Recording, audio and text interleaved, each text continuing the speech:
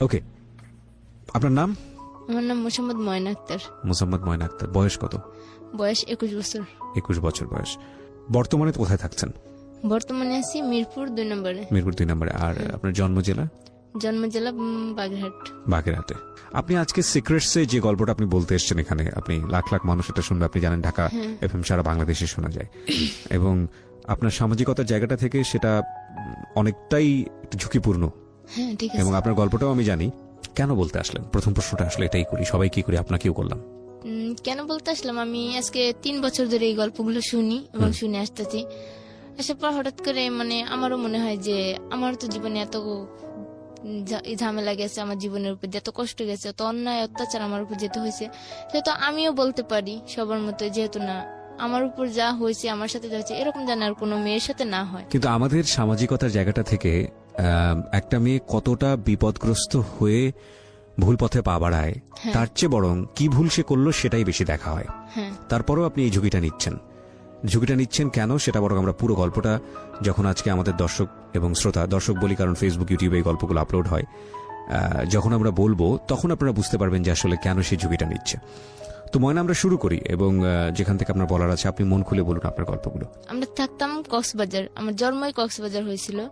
যখন 4 বছর বয়স, আমার আব্বু আম্মু সবাই আর কি আমাদের স্থানীয় এলাকায় আসবে খুলনায় আসার সিদ্ধান্ত নেওয়ার পর, যেহেতু আসলো খুলনায় চলে আসে তারা সবাই। আসার পর আমার একটা ভাই হওয়ার পরে সেই ভাইকে নিয়ে আমরা বেশ ভালোই থাকি, সুখে থাকি। হঠাৎ করে আমাকে স্কুলে ভর্তি করা হয়। আমি স্কুলে লেখাপড়া করি। ক্লাস 3-তে যখন উঠি, ক্লাস 3-তে ওঠার পর আমার আম্মুর বোন, মেজো বোন, আমার খালামণি আর কি, খালামণির একটা মেয়ে থাকে, কলেজে লেখাপড়া করতো, সে হঠাৎ করে বিষ খেয়ে মারা যায়। আচ্ছা, আপনার বাবা কি করতেন? আমার বাবা একজন মাছের ব্যবসা করে। মাছের ব্যবসা করতেন। আচ্ছা, ঠিক আছে, বলেন। তারপর আমার যেহেতু খালার মেয়ে মারা যায়, তখন আর কি তারা মেয়ের শোকে আর কি সব অসুস্থ হয়ে পড়ে। যে একটাই মেয়ে ছিল, একটা ছেলে। আপনার খালাতো বোন? হ্যাঁ, একটাই মেয়ে ছিল, মারা যায়, যেহেতু অসুস্থ হয়ে পড়ে আমার খালা। জি। তারপর থেকে ওনার আর কি আমার আম্মুর তো বলে যে তোর তো 3টে মেয়ে, তোর একটা মেয়ে আমাদের কাছে এখন দিয়ে দে, ওকে আমরা বড় করি, লেখাপড়া করাই, তারপর যদি কখনো মনে করিস যে তোর মেয়ে তোর কাছে ফিরে যাবে। তারপর আমার আম্মু অনেক কান্নাকাটি করে যে না, আমার 3টে মেয়ে, 3টেই তো সমানই মেয়ে, একটা থাকলেও যে কষ্ট আর 2টা থাকলেও সেই কষ্ট, আর একটা হারালেও যে বেদনা, 2টা হারালেও সেই বেদনা, তাহলে আমি কি করে দেবো? পরে আমার আম্মুটা অনেক বোঝায়, আমার ছোট খালা বড় খালা বোঝানোর পর আমার আম্মু আমাকে দিতে রাজি হয় যে না, তাহলে তোর মেঝিমাটাকেই দিয়ে দি। পরে আমাকে নিয়ে যায় আমার খালা, ওইখানে রাখে, ওইখানে নিয়ে স্কুলে ভর্তি করে। বেশ ভালোই দিনকাল যায়, লেখাপড়া করি। ক্লাস 5-এ উঠি। তখন ক্লাস 5-এ ওঠার পর আমি অসুস্থ হয়ে পড়ি অনেক। অসুস্থ হওয়ার পরে বাপ মা, আর ছোটবেলা থেকে তো বাপ মার কাছে বড় হয়েছি, কখনো এরকম করে থাকি নাই। থাকতে থাকতে তেমন একটা কষ্ট হইতো, আর আম্মুর জন্য সবসময় কান্নাকাটি করতাম যে আম্মুর কাছে যাবো, আম্মুর কাছে। ওরা বলতো যে না, তোর আম্মু তো এইখানেই আছে, মেজো খোলারে আম্মু বলতো। তারপর থাকতে তো অসুস্থ হয়ে পড়ার পর হঠাৎ করে একদিন আমার আব্বু আমাকে নিতে যায় আমার খালার কাছে। তারপর আমার খালা দিয়ে দেয় আমাকে, ওখান থেকে বাড়ি চলে আসি। বাড়ি আসার পর সবার কাছে বায়না করি যে আমি আর ওইখানে যাবো না, ওইখানে থাকবো না। আর আমি আমার খালাতো ভাইকে একটু ভয় পেতাম বেশি, কারণ সে ছিল অনেক রাগী, যেদি কিছু বললেই মারধর শুরু করতো, বকাবকি দিত।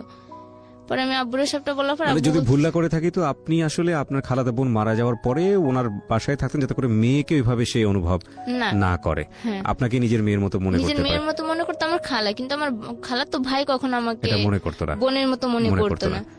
সবসময় অন্যর চোখে দেখতো যে খালাতো বোনই। জি। তারপর থাকার পরে সেখান থেকে বাড়িতে আসার পর তো আব্বু আবার স্কুলে ভর্তি করে দেয়। 5-এ ভর্তি করে দিলে লেখাপড়া করি, সুন্দর মতো চলি।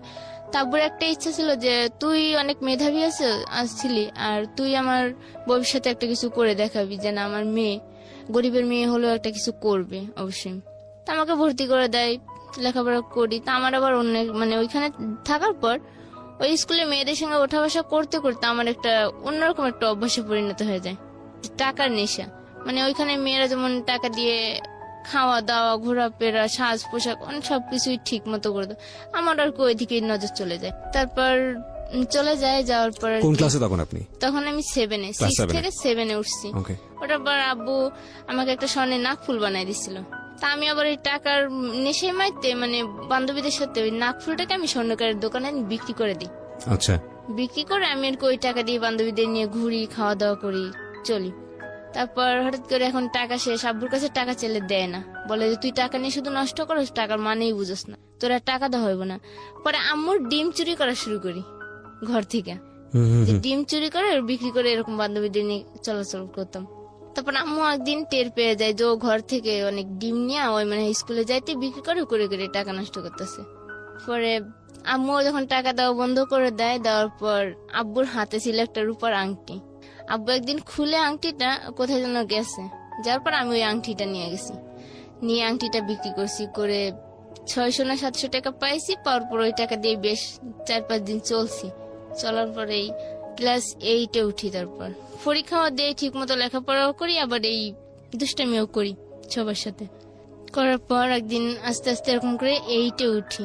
8-এ জিএসসি পরীক্ষা দেওয়ার প্রথম। তা আব্বু আমার একটাই কথা বললো যে তুই যা করিস মা ভাইবে চিন্তা করিস, এটা কিন্তু তোর জীবনের সাথে জড়ে আছে।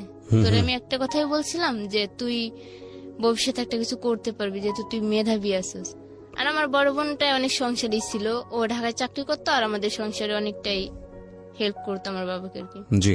তারপর এই কথা বললো আব্বু, বলার পর আমি বললাম যে আচ্ছা ঠিক আছে, যেহেতু বলছো আমি তোমার মুখ রাখবো। পরীক্ষা আসলো, পরীক্ষা আসার পর পরীক্ষা দিলাম, বেশ ভালোই রেজাল্ট বেরোলো। তা আব্বুও খুশি হইলো। আব্বু মার কাছে বলে পরে মাও বলতেছে যে ঠিক আছে এবার থেকে ওর প্রতি একটু খেয়াল রাখতে হবে, ভালোভাবে লেখাপড়ার জন্য কোনো ঘামতি না দেয়। আমি 9-এ উঠি। 9-এ প্রথম পরীক্ষা দেই, দেওয়ার পর দ্বিতীয় সাময়িক পরীক্ষা দিব, পুরো কমপ্লিট তৈরি আমি যে পরীক্ষা দেওয়ার জন্য। রাত্রে হঠাৎ করে ফোন আসে যে আমার আফু অনেক অসুস্থ, আমাকে যাইতে হবে ঢাকায়।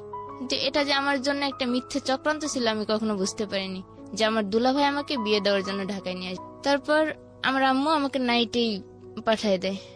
আমার এক পাশের আফু আছে, তাকে দিয়ে আমাকে দিয়ে দুজনকে দিয়ে পাঠায় দেয়। কিন্তু সেও যে চাকরির উদ্দেশ্যে আসবে আর আমাকে যে এখানে পাঠাবে বিয়ের উদ্দেশ্যে আমি জানতাম না। পাঠানো হয়েছে। হওয়ার পর আমি রাত্রে আসছি, সকালবেলা আফুর কাছে আসছি। আফু দেখি যে কই অসুস্থ তো না, আফু তো সুস্থই আছে। এটা তো মিথ্যে বলছে। পর আমি আফুরে বললাম যে আমার দেখ আজকেই পরীক্ষা ছিল, তুই আজকে অসুস্থ কথা বলে আমাকে ঢাকায় নিয়ে আসলি, এটা কিন্তু ঠিক করিসনি। আমি আমার আফুর সাথে দুলাভাইয়ের সাথে অনেক ঝগড়া করি, গ্যাঞ্জাম করি। গ্যাঞ্জাম করার পর থাকতে থাকতে মানে অনেক দিনই চলে যাই। আমি মানে আমার মন খারাপ থাকতো সবসময় যে আমি কি করলাম, কেন আসলাম এখানে। আপনাকে নিয়ে আসছিল কেন, কোনো কারণ আছে? নিয়ে আসছিল কারণ যে আমার এবার এর মধ্যে মানে আমি যখন লেখাপড়া করতাম আমার ওইখানে একটা সম্পর্ক ছিল। আবার ও চাচ্ছিল যে ওখান থেকে আপনাকে ডাইভার্ট করতে। ওকে। আমার আম্মু আর আব্বু চাচ্ছিল যে ওইখানে মানে ওই ছেলেটা থেকে যাতে আমি দূরে থাকতে পারি। দূরে থাকলে মনটা চেঞ্জ হয়ে যাবে। হ্যাঁ, মনটা চেঞ্জ হয়ে যাবে। আর আমার মানে 9 ওঠার পর আমার একটু লেখাপড়ার দিক থেকে মনটা সরে গেছিল, আচ্ছা। যেহেতু ওই চিন্তাটা মাথায় ছিল। তারপর আফু আনে, ঢাকায় আনে, প্রায় মাসখানেকের মতো আফুর কাছে বসে থাকি। তারপর দুলাভাই বলতেছে যে তাহলে ওর একটা চাকরিতে ঢুকাই দাও। তা আমাকে ওইখানে আবার একটা চাকরিতে দেয়া দেয়। পরে এইভাবে অনেকদিন যাইতে যাইতে প্রায় বছর খানিক চলে গেল ওইখানে। আবার ওইখানে একটা ছেলে, আমি যেখানে চাকরি করতাম ওইখানে একটা ছেলে আমাকে আবার পছন্দ করে। তা আমাকে না বলে আমার ফুফাতো বোন ছিল, ওনার কাছে বলছে। মানে আমার আফন যে বোন, সে বলতেছে না ওকে এত তাড়াতাড়ি বিয়ে দেবো না, ও চাকরি করুক, নিজের পায়ে দাঁড়াক। আপনার সম্পর্কে বলছে? হ্যাঁ। তারপর ফুফাতো বোনের সাথে আর আমার বোনের সাথে ঝগড়া হয়। ঝগড়া হওয়ার পর আমি মানে কার কাছে যাব কার কাছে থাকবো বুঝতেই পারতাছি না। তারপর আমার আপুর সাথে আমারও মানে দুই একটা কথা নিয়ে ফোন নিয়ে ঝগড়া হয়। হওয়ার পর আমি আমার ফুফাতো বোনের কাছে চলে আসি। আসার পরে ফুফাতো বোন আমাকে 2-1 মাস থাকতে দিল, ভালোভাবে চললাম। চলার পর ওই সময় কি লেখাপড়া একদম অফ? পুরো অফ। ওই যে আসলাম ঢাকা আসার পর লেখাপড়া পুরো অফ। মানে এই ছেলেটার সাথে সম্পর্ক কেন্দ্র করে আপনার লেখাপড়া এক ধরনের অফ হয়ে গেল? পুরো অফ হয়ে গেল। ছেলেটার সাথে সম্পর্ক ছিল, শুধুমাত্র মেনে নিত বাবা মা হয়তো, কিন্তু মেনে নেয় না যে সে ছিল একটা রাখাল। মানে বাপ ছিল না, মা ছিল। সে ওই পরের গরু মহিষ রাখতো আর ঘের পাহারা দিত। আচ্ছা, তো এই কারণেই আপনার ছেলেটার ব্যাপারে রাজি ছিল না আপনার বাবা? না, রাজি ছিল না। তারপর ঢাকায় আসা মানে আফার কাছে থাকতে থেকে 2-1 মাস থাকতে থাকতে পরে আফু বলতেছে ও তো তোকে অনেক পছন্দ করো, ও তো তোর বিয়েই করতে যাচ্ছে, এখন কি করবি বল। তাই বলছি তুমি যা ভালো বুঝো তাই করো। আমি আমার ফুফাতো বোনকে বলি। বলার পর সে ওইখানেই 2009 সালে মে মাসের 27 তারিখে ওর সাথে আমার বিয়ে হয়, সেই ছেলেটার সাথে। আচ্ছা, মানে ক্লাস 9-এ থাকা অবস্থায়? না, তখন 1 বছর ঢাকা আসলাম। ও তো মানে ক্লাস 10-এর বয়স? হ্যাঁ, ক্লাস 10-এর বয়স তখন। তখন আর কত হবে, মানে 12 থেকে 13 বছর বয়স হবে। ওকে। তখন আমাকে বিয়ে দেয়। বিয়ে দেওয়ার পর ওখানে 1 সপ্তাহ থাকি। থাকার পর আমার শ্বশুর বাড়ির থেকে মানে সবাই তো মানে ভীষণ রাগ যে একা বিয়ে করছে ছেলে, ছেলেকে কখনো মেনে নেবো না, আর বউকে তো তো মেনে ছেলে নেবই। আপনাকে দেখে বিয়ে করেছিল নাকি আপনি ছেলেকে দেখে বিয়ে করেছেন? আমিও ছেলেকে দেখছি, ছেলেও আমাকে দেখছে। দুজনেই রাজি ছিলেন হ্যাঁ, বিয়েতে? দুজনেই রাজি থাকা অবস্থাতেই বিয়েটা হয়েছে। আপনার বাবা মা রাজি ছিল এই বিয়েতে? না, আমার বাবা মা রাজি ছিল না, আমার বোনও রাজি ছিল না, শুধুমাত্র আমার ফুফাতো বোন আর আমি রাজি ছিলাম। আপনি কেন রাজি ছিলেন? আমার ফুফাতো বোন বলছে যে ছেলেটা অনেক ভালো, তারপর ওই ছেলেটাকে আমিও চিনতাম। ওকে, তারপর? তারপর তো শ্বশুর বাড়িতে নিয়ে যায় এক সপ্তাহ পর, এক সপ্তাহ কি 8 দিন পর নিয়ে যায়।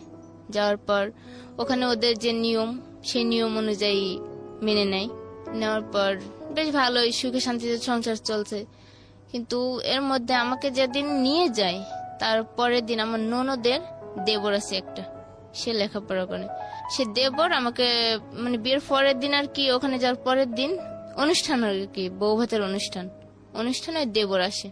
আসার পর ওই দিনই আমাকে দেখছে, দেখার পর আমার ছবি তুলে নিয়ে গেছে, আর আমার থেকে আমার ফোন নাম্বার নিয়ে গেছে।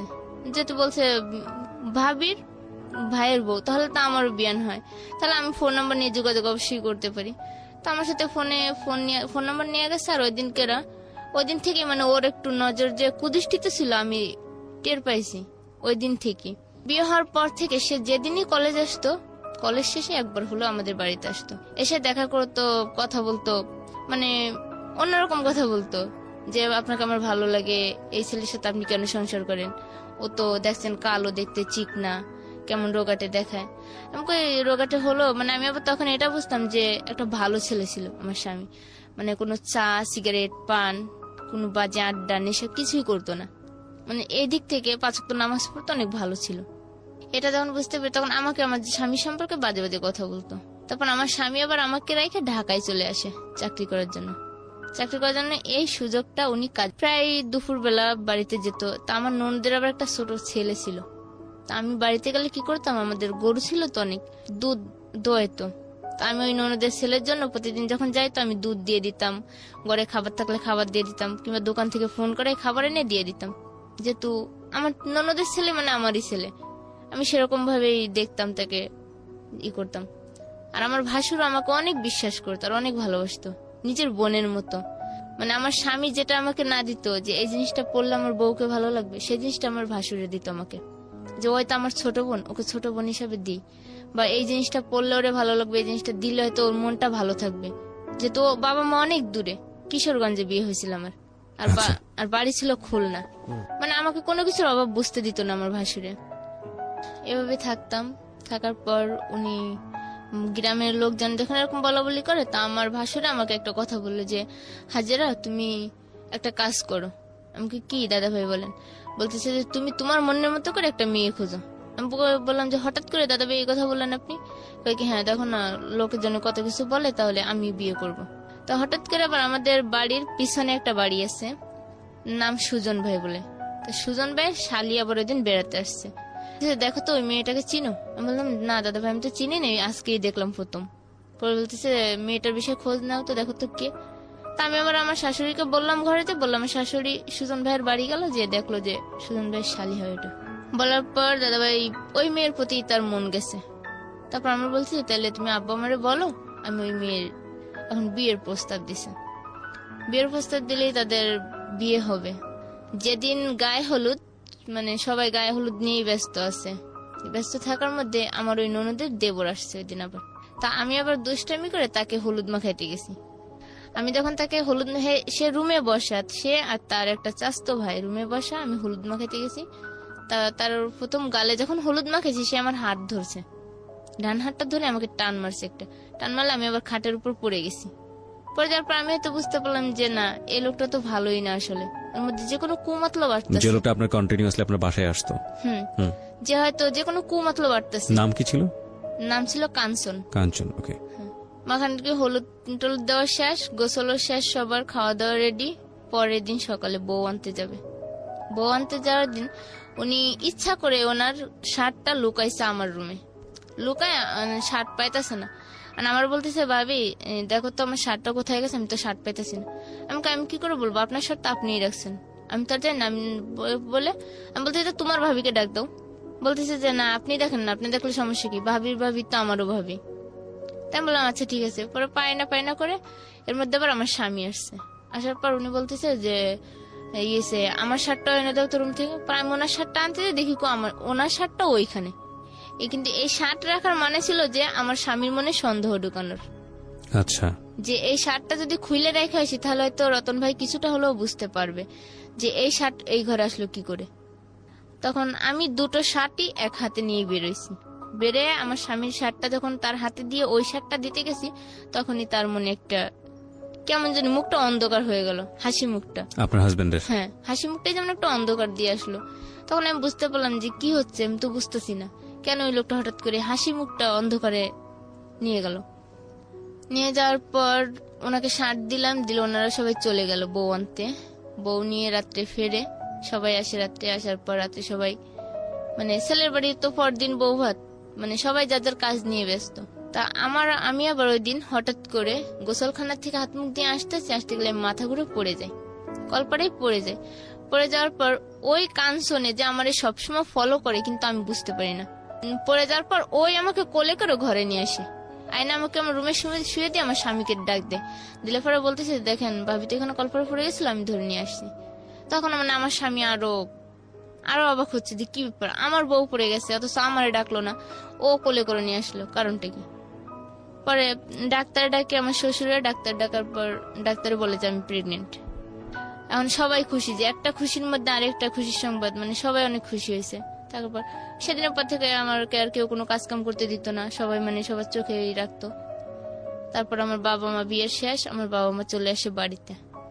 আসার পর ওই যে দেবর, ও ওই দিন শুনছে যে আমি প্রেগনেন্ট হয়েছি, ওই দিনের থেকে ওর মন গেছে আরো নষ্ট হয়ে, যে প্রেগনেন্ট হলে তো পরবর্তীতে অন্য কিছু সমস্যা দাঁড়ায় যেতে পারে।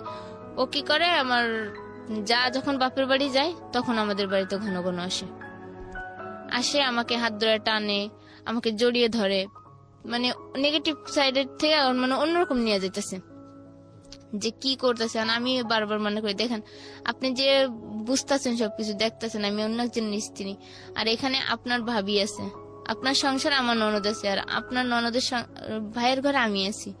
আমরা কিন্তু দুটো পরিবার এক, কিন্তু এমন কোনো কাজ করবেন না যাতে দুটো পরিবারের সম্পর্ক ছিন্ন হয়। কিন্তু উনি আমাকে অন্যটা বোঝাতেন, কয় কিচ্ছু হবে না, আপনার সাথে শুধু আমি এনজয় করবো বা আপনি আমার সঙ্গে এনজয় করবেন। আমাকে দেখেন আমার এনজয় করার মতো মানুষ আছে, আমার স্বামী যথেষ্ট আমার জন্য, আর আমিও তার জন্য যথেষ্ট। কিন্তু এরকম করে 2-4 দিন যখন বোঝায়, সে আমাকে হুমকি দেয় যে আমার স্বামীকে বললে আমাকে সরাই দেবে, ওই ফ্যামিলিতে আমাকে রাখবে না। হুমকি দেওয়ার পরে আমি আমার স্বামীকেও বলতে পারি না এই বিষয়টা, কারোর কাছে আমি শেয়ার করতে পারি না, যে কার কাছে শেয়ার করবো যদি কেউ কখনো সন্দেহের তালিকায় নিয়ে যায়। কিন্তু হাজবেন্ডের সঙ্গে তো আপনার শেয়ার করা উচিত ছিল, কিন্তু আমি তখন শেয়ার করিনি। ওকে, কিন্তু শেয়ার না করাটাই ছিল আমার জীবনে হয়তো ওই ভুল প্রথম। বাচ্চা হয়েছে রোজাতে বাচ্চা হওয়ার পর আমার আব্বু আম্মু সবাই গেছে আমাকে দেখতে। যার পর দেখে ঠিক আম্মু বলতেছে, তুই 1 মাস গেলে জামাইকে নিয়ে বাড়িতে আসিস। তাই আমি বললাম যে আমি কি করে যাবো, প্রথমবার যাবো বাড়িতে, তুমি কাউকে না কাউকে পাঠাও, আমি তারপর যাবো। তা আমার একটা খালাতো ভাই ছিল, হাফিজুল নাম, সেই খালাতো ভাই, আমার বাবা আর আমার ভাই যায় আমাকে আনতে। যার পর মেয়েকে নিয়ে আমরা বাড়িতে আসি, তখন মেয়ের বয়স 2 মাস হয়তো। মেয়ে নিয়ে আমার বাড়িতে আসি, আসার পর বেশ কিছুদিন থাকার পর আবার কিশোরগঞ্জে চলে যাই।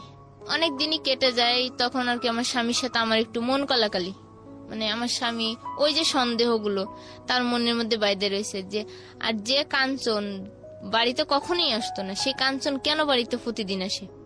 সে আমাকে 2-1 দিন কথাগুলো জিজ্ঞেস করেছে যে কাঞ্চন ভাই বারবার আসে কেন, বলতে পারো? আমি বলি যে না, হয়তো আত্মীয় সম্পর্ক বাড়ছে, আগে তো হয়তো বাড়িতে মানুষ ছিল না, গল্প করার মতো কেউ ছিল না, এখন হয়তো আসে, আমি আছি, আমার বড় ভাবি আছে, তাই সে আসে।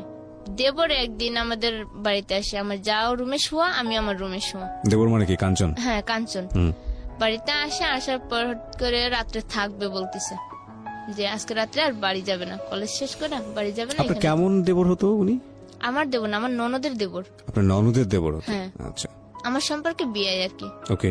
তা সে বলতেছে কি, ভাবি আজকে আমি বাড়ি যাব না, আমি আজকে আপনাদের এখানে থাকবো। তা আমার শাশুড়ি আবার ওই দিন আমার মামা শ্বশুর বাড়ি গেছে, আর আমি যেহেতু প্রথম ওই সংসারে গেছি, সেহেতু আমার উপরে সংসারের দায়িত্ব ছিল বেশি, আমার বড় জাত থেকেও। তারপর আমার ভাবিরে বললাম যে ভাবি কাঞ্চন ভাই তো আজকে বাড়িতে যাবে না, এখানেই থাকবে, বলতেছে কি করবো। পরে বলছে যে তুমি যেটা ভালো বুঝো সেটা করো। পরে আমি বললাম যে আচ্ছা ঠিক আছে, তাহলে আমি যেটা ভালো বুঝি সেটা, তাহলে থাকুক, মেহমান তো আর বলা যায় না যে চলে যান, থাকতে দেওয়া যাবে না। আর যেহেতু ননদ আছে সেই সংসারে, তাহলে তো আরো রাখতেই হয়। রাখি, থাকার পর ওই রাত্রে উনি কি করে আমাকে বলে, ভাবি মশারিটা টাঙিয়ে দিয়ে যান। আমি শুয়ে পড়ছি, শীতকাল তখন। তা আমি ওনার রুমে গিয়ে মশারি টাঙাতে গেছি। মশারি টাঙাতে যাওয়ার পর উনি আমাকে হাত ধরে টান দিয়ে ওনার উপরে নিয়ে গেছে। ওনার তখনই আমি ধাক্কা মেরে উঠে আসছি। আসার পর দ্বিতীয়বার আমাকে হাত ধরে টান দিয়ে খাটের উপরে বসে আমি আর কি বলতেছি যে কাঞ্চন ভাই ছাড়েন, এটা কিন্তু ঠিক না, আপনি যেটা করতেছেন এটা কিন্তু আপনার আবেগ দিয়ে করতেছেন, কিন্তু পরবর্তীতে এটা কোন পর্যায়ে যাবে কেউ জানতে পারলে, শুনতে পারলে জানেন আপনি তখন কি হবে। বলতেছি পরেরটা পরে হবে। তারপর নেওয়ার পর আর কি চলে গেছে। ওই দিন শেষ, সকালবেলা উনি নাস্তা করে চলে গেছে। যাওয়ার পর ওই দিন থেকে আমার মনে মনে একটা ভয় জাগলো যে উনি যেহেতু এতটা সিনকেট করতেছে আমার সাথে, তখন তার আমার এই সংসারে থাকাই হবে না। আর মেয়ের বয়স তখন। এখানে আমি আপনাকে একটা প্রশ্ন করতে চাই। আপনি খুব ভালোভাবে আগে থেকে বুঝতেছিলেন যে ওনার আচরণ স্বাভাবিক না, তারপর আপনি রাতের বেলা ওনার মশারি টানাতে কেন যাচ্ছিলেন? যে বলছে যে ভাবি মশারিটা টানাই দিয়ে যান, আমি লেপ গায়ে দিয়ে শুয়ে পড়ছি। তাই বলছি যখন বলছে যে মশারিটা টাঙাই দিয়েই আসবো, সমস্যা কি? না, কিন্তু আপনি যখন, না সমস্যা অবশ্যই আছে, কারণ আপনি যখন দেখছিলেন আপনার হাজবেন্ডও বিষয়টা নিয়ে একটু হলেও সন্দেহ করছে, সুতরাং আপনার সতর্ক হওয়া উচিত ছিল। এইসব জায়গাতে আপনার স্টেপ ফেলার আগে অবশ্যই সতর্ক হওয়া উচিত ছিল, আমার মনে হয় যেটা। ঠিক আছে, আপনি আপনার মতো করে ব্যাখ্যা করছেন, বলুন তারপর কি হলো? তারপর সকালবেলা উনি নাস্তা করে চলে গেছে। যাওয়ার পর মানে ওই দিন থেকে আমার মনে একটা বড় ভয় জন্ম নিল যে আমার হয়তো এই সংসারটা ভেঙেই যাবে। তারপর আমার মানে প্রতিদিন ভয়ে কাটতো। আর উনিও বাড়িতে আসা বন্ধ করে দেয় হঠাৎ করে, যে ওই দিন কেরা উনি আমাকে ওরকম করলো। করার পর আমি যেহেতু বললাম মুখ কালা করে, তখন থেকে উনি আসা বন্ধ করে, বাড়িতে আসা বন্ধ করে প্রায় বেশ কিছুদিন যায়, 3-4 মাস ভালোভাবেই যায়, সুখেই থাকি, কোনো ঝগড়া অনাগান, যেমন স্বামী ভালো আছে, রাজমিস্ত্রি কাজ করে, আসে যায় বাড়িতে, ভালোইভাবে চলে। হঠাৎ করে উনি আবার বাড়িতে আসা শুরু করার পর উনি আমাকে ডাইরেক্ট বলতেছে, ভাবি আপনার সাথে আমি অন্যরকম সম্পর্ক করতে চাই। বললাম যে কি সম্পর্ক করতে চান আপনি? এত কিছুর পর আপনি জানেন না যে আপনার আর আমার সম্পর্ক নিয়ে দুটো জীবন, আপনার ভাইয়ের জীবন আর আমার ননদের জীবন, আবার এদিকে আমার সন্তান, আমার স্বামী, শ্বশুর শাশুড়ি, সবকিছু কিন্তু ভেঙে যাবে সংসারটাই। পরে বলতেছে যে না, কিচ্ছু হবে না, কেউ বুঝতেও পাবে না। পরে আমি সবটাই না স্বীকার করে ও চলে আসে। আসার পর আমি তাকে একবারই বলে দিছি, দেখেন আপনি যদি নেক্সট টাইম এরকম কিছু করার চেষ্টা করেন তাহলে আমি সবাইকে বলে দেবো। এটা অনেক পরে গিয়ে বলছেন, আপনার আরো আগে বলা উচিত ছিল। আমি এরকমটাই বলছি। পরে বলতেছে যে আপনার স্বামীর সাথে শেয়ার করলে আপনি এই কলঙ্কিত হবেন, আপনাকে এই কলঙ্কিত মনে করে শেয়ার আপনাকে কখনো স্ত্রী মর্যাদা দেবে না। আচ্ছা, আমাকে এরকম করে ভয় দেখানোর পর আমি আর কি নিজেই আমার মনে ভয় কাজ করে। তারপর হঠাৎ করে আমার আব্বু যায় আমাদের এখানে, গেলে আমার মেয়ে অসুস্থ হয়।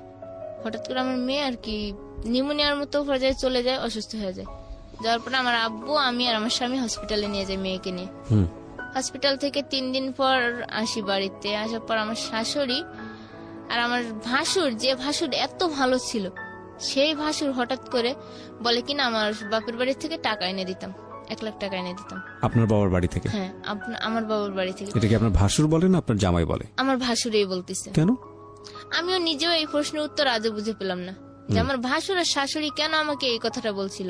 আমার মেয়ে অসুস্থ ছিল, আমি হসপিটালে গেছিলাম, ভালো মানুষ, ওখান থেকে সুস্থ হয়ে আসলাম, হঠাৎ করে আমাকে এই কথা বলে যে তোমার একটা ঘর করবো বড় করে, তোমাদের 2 ভাইয়ের স্বামীর জন্য, তোমরা 2 জামাই থাকবা, বাপের বাড়ি থেকে 1 লাখ টাকা আনো। বলতেছে শিখার বাপের বাড়ি থেকে 50,000 টাকা আনছে, 1 ভরি স্বর্ণ আনছে, তো তুমিও না হয় বাপের বাড়ি থেকে 1 লাখ টাকা নিয়ে আসো। তা আমি বললাম যে হঠাৎ করে এই কথা বলতেছেন, আর আমাদের কিভাবে সম্পর্ক হয়েছে, বিয়ে হয়েছে, কিভাবে সংসার করতে আছে, আপনি আমার বাবা মার সম্পর্ক জানেন, যে আমার বাবা কি হালে আছে বা তারা কিভাবে চলে, তাদের তো আর বড় ছেলে নেই, বড় 3 মেয়ে, ছোট ছেলে। বলার পরে আমাকে ওই আমার বাবার সামনেই আমার শাশুড়ি আমাকে জুতা দিয়ে একটা বাড়ি মারে, যে বাবা আমাকে ছোটবেলা থেকে বড় করলে একটা গায়ে ফুলের আশ লাগতে দিল না। হয়তো আমার মা আমাকে মারছে, কিন্তু বাবা কখনো মারেনি। আর সেই বাবার সামনে আমাকে জুতা দিয়ে মারলো, আমার বাবার চোখ থেকে পানি পড়লো। আমি এই কষ্টে ঘরে যেয়ে কাঁদতাছি, আর মেয়েকে যখন শোয়া দিয়েছি মেয়ে কান্দা উঠছে, অসুস্থ তো একটু সুস্থ হয়েছে, কাঁদতাছে। তারপর আমার বাবা ওই দিনই রাত্রে বেলায় আমাকে বললো যে মা আমি চলে আসছি, আমি আর কোনোদিন তোর এই বাড়িতে আসবো না, আর তুই যদি আমাকে বাবা বলে কোনদিন মেনে থাকিস তা তুই যাস আমার কাছে, আমি কেন, আমার ফ্যামিলির কেউ তোর কাছে আসবে না। আমার বাবা এই কথা বলে চলে আসে রাত্রেবেলায় বাড়ি থেকে। যে বউকে দিয়ে কখনো বাইরের একটা কাজ করায়নি, সেই বউকে দিয়ে এখন গরুর জন্য ঘাস আনে মাঠ থেকে, আবার রান্না বাড়া, মানে সমস্ত কিছু, মানে আমাকে এমন ভাবে চাপ দিছে যে হঠাৎ করে আমি নিজেও বুঝতে পারিনি যে এই সংসার এইভাবে এলোমেলো হবে। থাকার পর আমি আস্তে আস্তে, মানে আমাকে যখন মারধর অনেক শুরু করলো, আমি আর কি আমার আব্বুরে ফোন দিয়ে বললাম, যাবো আমি আর এই সংসার করবো না, আমি চলে আসবো বাড়িতে। তা বলছে যে ঠিক আছে তুই চলে আয়। আর আম্মুরেও বললাম, আম্মুও বলতেছে তুই চলে আয়, তোর আর এখানে থাকা লাগবে না। আমার স্বামীরা বললো তুই মেনু মুন্সির কাছে যা, যে মেনু মুন্সিরে ডাক দে, তোদের তালাকটা এখানেই হয়ে যাক। কি বলেন? আমার শাশুড়ি যখন এই কথা বললো, আবার বলতেছে যে এই মেয়ে তো আমার ছেলের না, এই মেয়ে তো তাহলে অন্য কারোর। মানে আমার মেয়ের, আমাকে তো অপবাদ দিচ্ছে, কিন্তু তারপর আমার মেয়ের প্রতিও মানে এমন একটা কথা বলছে, তখন আমার মনের ভিতরে একটা পুরো ঘৃণা জন্ম নিল যে আমি আর এই সংসার করবই না, যে আমার মেয়ের নিষ্পাপ নিষ্কলঙ্ক, তার উপর কেন এই কলঙ্কটা দিল আমার শাশুড়িটাও। তারপর আমি ওইখান থেকে সে রাগে অভিমানে, তালাক আর হয়নি, সে মেনুমুন্সি ডাকতে গেছে, যে আর পাইনি, না পর চলে আসে। আসার পর আমি গাড়িতে উঠাই সবকিছু একাই, মেয়েকে নিয়ে নিয়ে আস্তে আস্তে সমস্ত কিছু গাড়িতে উঠে কিশোরগঞ্জ বাস স্ট্যান্ডে আসি। আসার পর ওখান থেকে পুরো ঢাকা থেকে আমি আমার পুরো গ্রামে চলে গেছি। বাড়িতে গেছি যা 2 দিন পরে আমার স্বামী আমাকে ওইখানে রেখে চলে আসে বাড়িতে। আসার পর থাকি বাড়িতে, থাকার পর 3 মাস থাকি মেয়েকে রেখে। মেয়ের বয়স তখন 18 মাস। মেয়েকে কোথায় রেখেছিলেন? মেয়ে তখন আমার মার বাড়িতেই ছিল। আর আপনি? আমি আমার মার বাড়িতেই 3 মাস থাকি। ওকে। থাকার পর আম্মুরে বলতেছি হঠাৎ করে যে আমি আর বাড়িতে থেকে কি করব, মেয়ে তো এখন ভাত খাওয়াই শিখছে, খাবার দাবার খাওয়া শিখছে, তোমরা ওকে মানুষ করো, আমি ঢাকা গিয়ে না হয় চাকরি করে আমি তোমাদের সংসারেও কিছু দেই, 2টা মানুষ বোঝা হয়ে যখন আসি। তা আমার আবার পাশের একটা ফুফু আছে বাড়ির পাশেই, সে ফুফু বলতেছে যে তাহলে চল আমিও ঢাকায় যাবো, তাহলে 2জনই একসাথে যাই, ফুফু বাস্তি একসঙ্গেই যাই, যে না হয় একসাথে থেকে চাকরি করব, বাড়ি কিছু টাকা পয়সা পাঠাবি। তা আমিও রাজি হইলাম। একদিন ভোরবেলা আমি আমার মেয়েকে ঘুমে রাখা, আম্মু আব্বু সবাই জানে, আমি চলে আসছি ঢাকায়। ওকে। কিন্তু ওই যে ঢাকায় ওই ফুফুর যে আমাকে কত সালের দিকে এটা? কত সালের দিকে? এটা 4 বছর আগে। ওকে। তারপর চলে আসি। আপনার হাজবেন্ডও জানতো না এটা? না, সে জানে না যে আমি ঢাকায় আসবো, কিন্তু সে আমার সাথে কোনো যোগাযোগই রাখে নাই। ওই প্রথম কি ঢাকায় আসে নাকি এর আগে এসেছিলেন? এর আগে ওই যে বিয়ের আগে ছিলাম ঢাকা। ওকে। তারপর কিন্তু আমার স্বামীও জানে না যে আমি এই মুহূর্তে ঢাকা আসবো বাচ্চা রেখে। ঢাকা আসি, আসার পর আমার ফুফু আর আমি আসি, ওই যে ফুফু বাড়ির পাশে ফুফু আসলো। আসার পর আমাকে বলতেছে যে চল আমার একটা পরিচিত বাসা আছে, আমরা ওইখানেই থাকি গিয়ে ঢাকায় নামার পরে। তা আমি বলতেছি আচ্ছা তুমি যেখানে থাকবো সেখানে তো আমাকেও রাখবে, যেহেতু আসছি 2জনে একসঙ্গে যাবো একসঙ্গে। তাই বলে একটা বাসায় নিয়ে গেল, সেই বাসায় না হলো 20 থেকে 25টা ছেলে 3টা রুমে থাকে, আর একটা রুমে একটা মহিলা মা আর ছেলে থাকে। ওকে।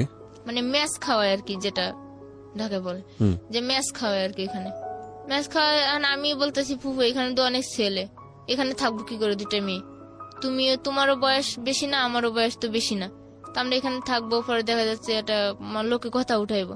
তা আমার বলে কি তুই এত জ্ঞান দিস না, যা করার সেটা কর বলে ভিতরে গেছে। রাত্রে থাকছি, সকালবেলা আমাকে বলে কিনা যায় ফিলেট বাটি গুলো ধুইতে, যে তুই আফার ঘরে যাবি, যাই ফিলেট বাটি গুলো ধুয়ে নিয়ে আসবি। তাই আমি বলতেছি আবার কোন ধরনের কথা, আমি কেন তার ফিলেট বাটি ধুইতে দেবো? আমি আসছি চাকরি করার জন্য, আমি তো আর কারোর ঘরে ফিলেট বাটি ধোয়ার জন্য আসিনি ঢাকায়। তাও আমি ওই সারাদিনটা ওইখানে যেমনে বলছে যে ফিলেট বাটি ধো, খাবার নিয়ে আয়, পানি নিয়ে আয়, আমি আনছি। কই দিয়ে তোমার চাকরি করতে হইব, একদিন তোর করলে সমস্যা নেই, একদিন না হয় কাজ করলাম, তাতে কি হয়েছে? কাজ করি, পরের দিন আমাকে দিয়ে এরকম মানে ফিলেট বাটি ধোয়াইবো, কাজ করাইবো, সমস্ত কাজ মানে এখন আমার দিয়ে করানোর চেষ্টা করতেছে। তাই আমি বললাম যে আমি আর এখানে থাকবো না, আমাকে চাকরি দিলে দাও, না দিলে আমি চলে এসেছি বাড়ি। তা আমারও বলতেছি কি যে এত জোর গলায় কেন কথা বলতেছিস, ঢাকা শহর আইসো 2-1 দিন থাকলে পরেই তো চাকরি পাবি, মানুষকে আইসেই চাকরি পায়। আমাকে চাকরি তো চেষ্টাও করা লাগবে, খোঁজা তো লাগবে, যে কোনো গার্মেন্টস বলো ফ্যাক্টরি বলো সেখানে তো যাওয়া লাগবে, নাকি বাসায় বসলে কেউ চাকরি দিয়ে দিবে। পরে আমার অনেক কথা শুনাইলো, বকা দেওয়ার পর আমি আর কিছু বললাম না। তা আমি সন্ধ্যাবেলায় পানি আনতে বলছে, মানে পানি আনতে গেছি। পানি আনতে গেলে ওই ম্যাচ থাকে যে পোলা, সেখানে একটা পোলা আর কি আমার হাত ধরছে, বলতেছে দেখি তোমার জবটা, বলে আমার হাতটা ধরছে। ধরার পর আমি বুঝতে পারি যে তাহলে তো এই তো আরেক ঝামেলা, এ তো আরেক কাঞ্চন। হ্যাঁ এ তো আরেক কাঞ্চনী পরিণত হচ্ছে। বলার পর আমি আর ফুফুরে বললাম যে ফুফু দেখ এই ছেলেটা না আমার হাত ধরছে। পরে কি ধরলে না, হাতই ধরছে, তাতে সমস্যা কি? ফুফু যখন আমার এই কথা বলছে তখন আমি বললাম যে যেখানেই যাই সেখানে কি এই জীবনের প্রতি এমনটাই হয় মানুষের সাথে? আরে মানুষের শরীরের প্রতি কি মানুষের চোখটাই পড়ে আগে? কেউ কি কারোর মন বোঝে না যে কে কোন কষ্টের কারণে কোথায় আসে? তা ফুফু বলার পর আমি রাতটা থাকি। পরদিন সকালে আমি আমার বাড়িতে ফোন করে আমি আমার বাপ মারে সবটা জানাই যে ফুফু আমার চাকরি দেওয়ার কথা বলে আনছে কিন্তু চাকরি দিচ্ছে না, এরকম করাচ্ছে আমার দিয়ে। আর আমার আম্মু বলতেছে তাহলে একটা কাজ কর, তোর যে ফুফাতো বোন তো তোর বিয়ে দিছিল, তা তুই সেই ফুফাতো বোনের কাছেই যা। আমি গেছিলাম নারায়ণগঞ্জ ভুলাইলে, আর এখন আমার বলতেছে পোস্ত খুলে আসতে আমার আব্বু যে তোর ফুফাতো বোন আছে যখন তার কাছে যা, সে হয়তো চাকরি দিতে পারবে, এখানে সে থাকে এরকমটা না কইরা। পর আমার নাম্বার দিল, ঠিকানা দিল, আমি সেই ঠিকানা মতো আমার ফুফাতো বোনের কাছে আসি। ফুফাতো বোনের কাছে রাতটা থাকি, দিনটা থাকি। পরদিন দেখি যে আমার ফুফাতো বোনও ওই অবস্থার মানুষ, তার রুমেও ছেলেরাও আসা যাওয়া করে। ওকে ওকে। ছেলেরা আসা যাওয়া করতেছে, ফুফাতো বোনের গায়ে ওড়না থাকে না, ঠিক মতো জামার কোনো ইয়া থাকে না, মানে মানে অন্যরকম ভাবে সে। আমার এগুলো দেখা আরো 3টা ছেলে, তার একটা ছেলে বিয়ের উপযুক্ত, 2টো ছেলে অনেক মানে 10-12 বছর করে বয়স এক একটার। তারপর তার স্বামী আছে, স্বামী থাকা সত্ত্বেও সে অন্য পরপুরুষের সাথে বাজে আড্ডা, বাজে কথাবার্তা বলতেছে। আমি রাত থাকি, দিন থেকে এরকম করে ফিরে 1 সপ্তাহ চলে যায়। আমাকে একটা চাকরিও ধরায় দেয়। আবার চাকরি করি আমি দিনের বেলা, বিকাল বেলা আমি নাইট শিফটে কাজ করি, তা আমি দিনের বেলা আমি ঘুমাই রয়েছি। আফার রুমে একটা পুরুষ লোক আসলো, দেখলাম। আসার পর আমি একটু মানে আওয়াজ পেয়েছি যে একটা পুরুষ আসছে।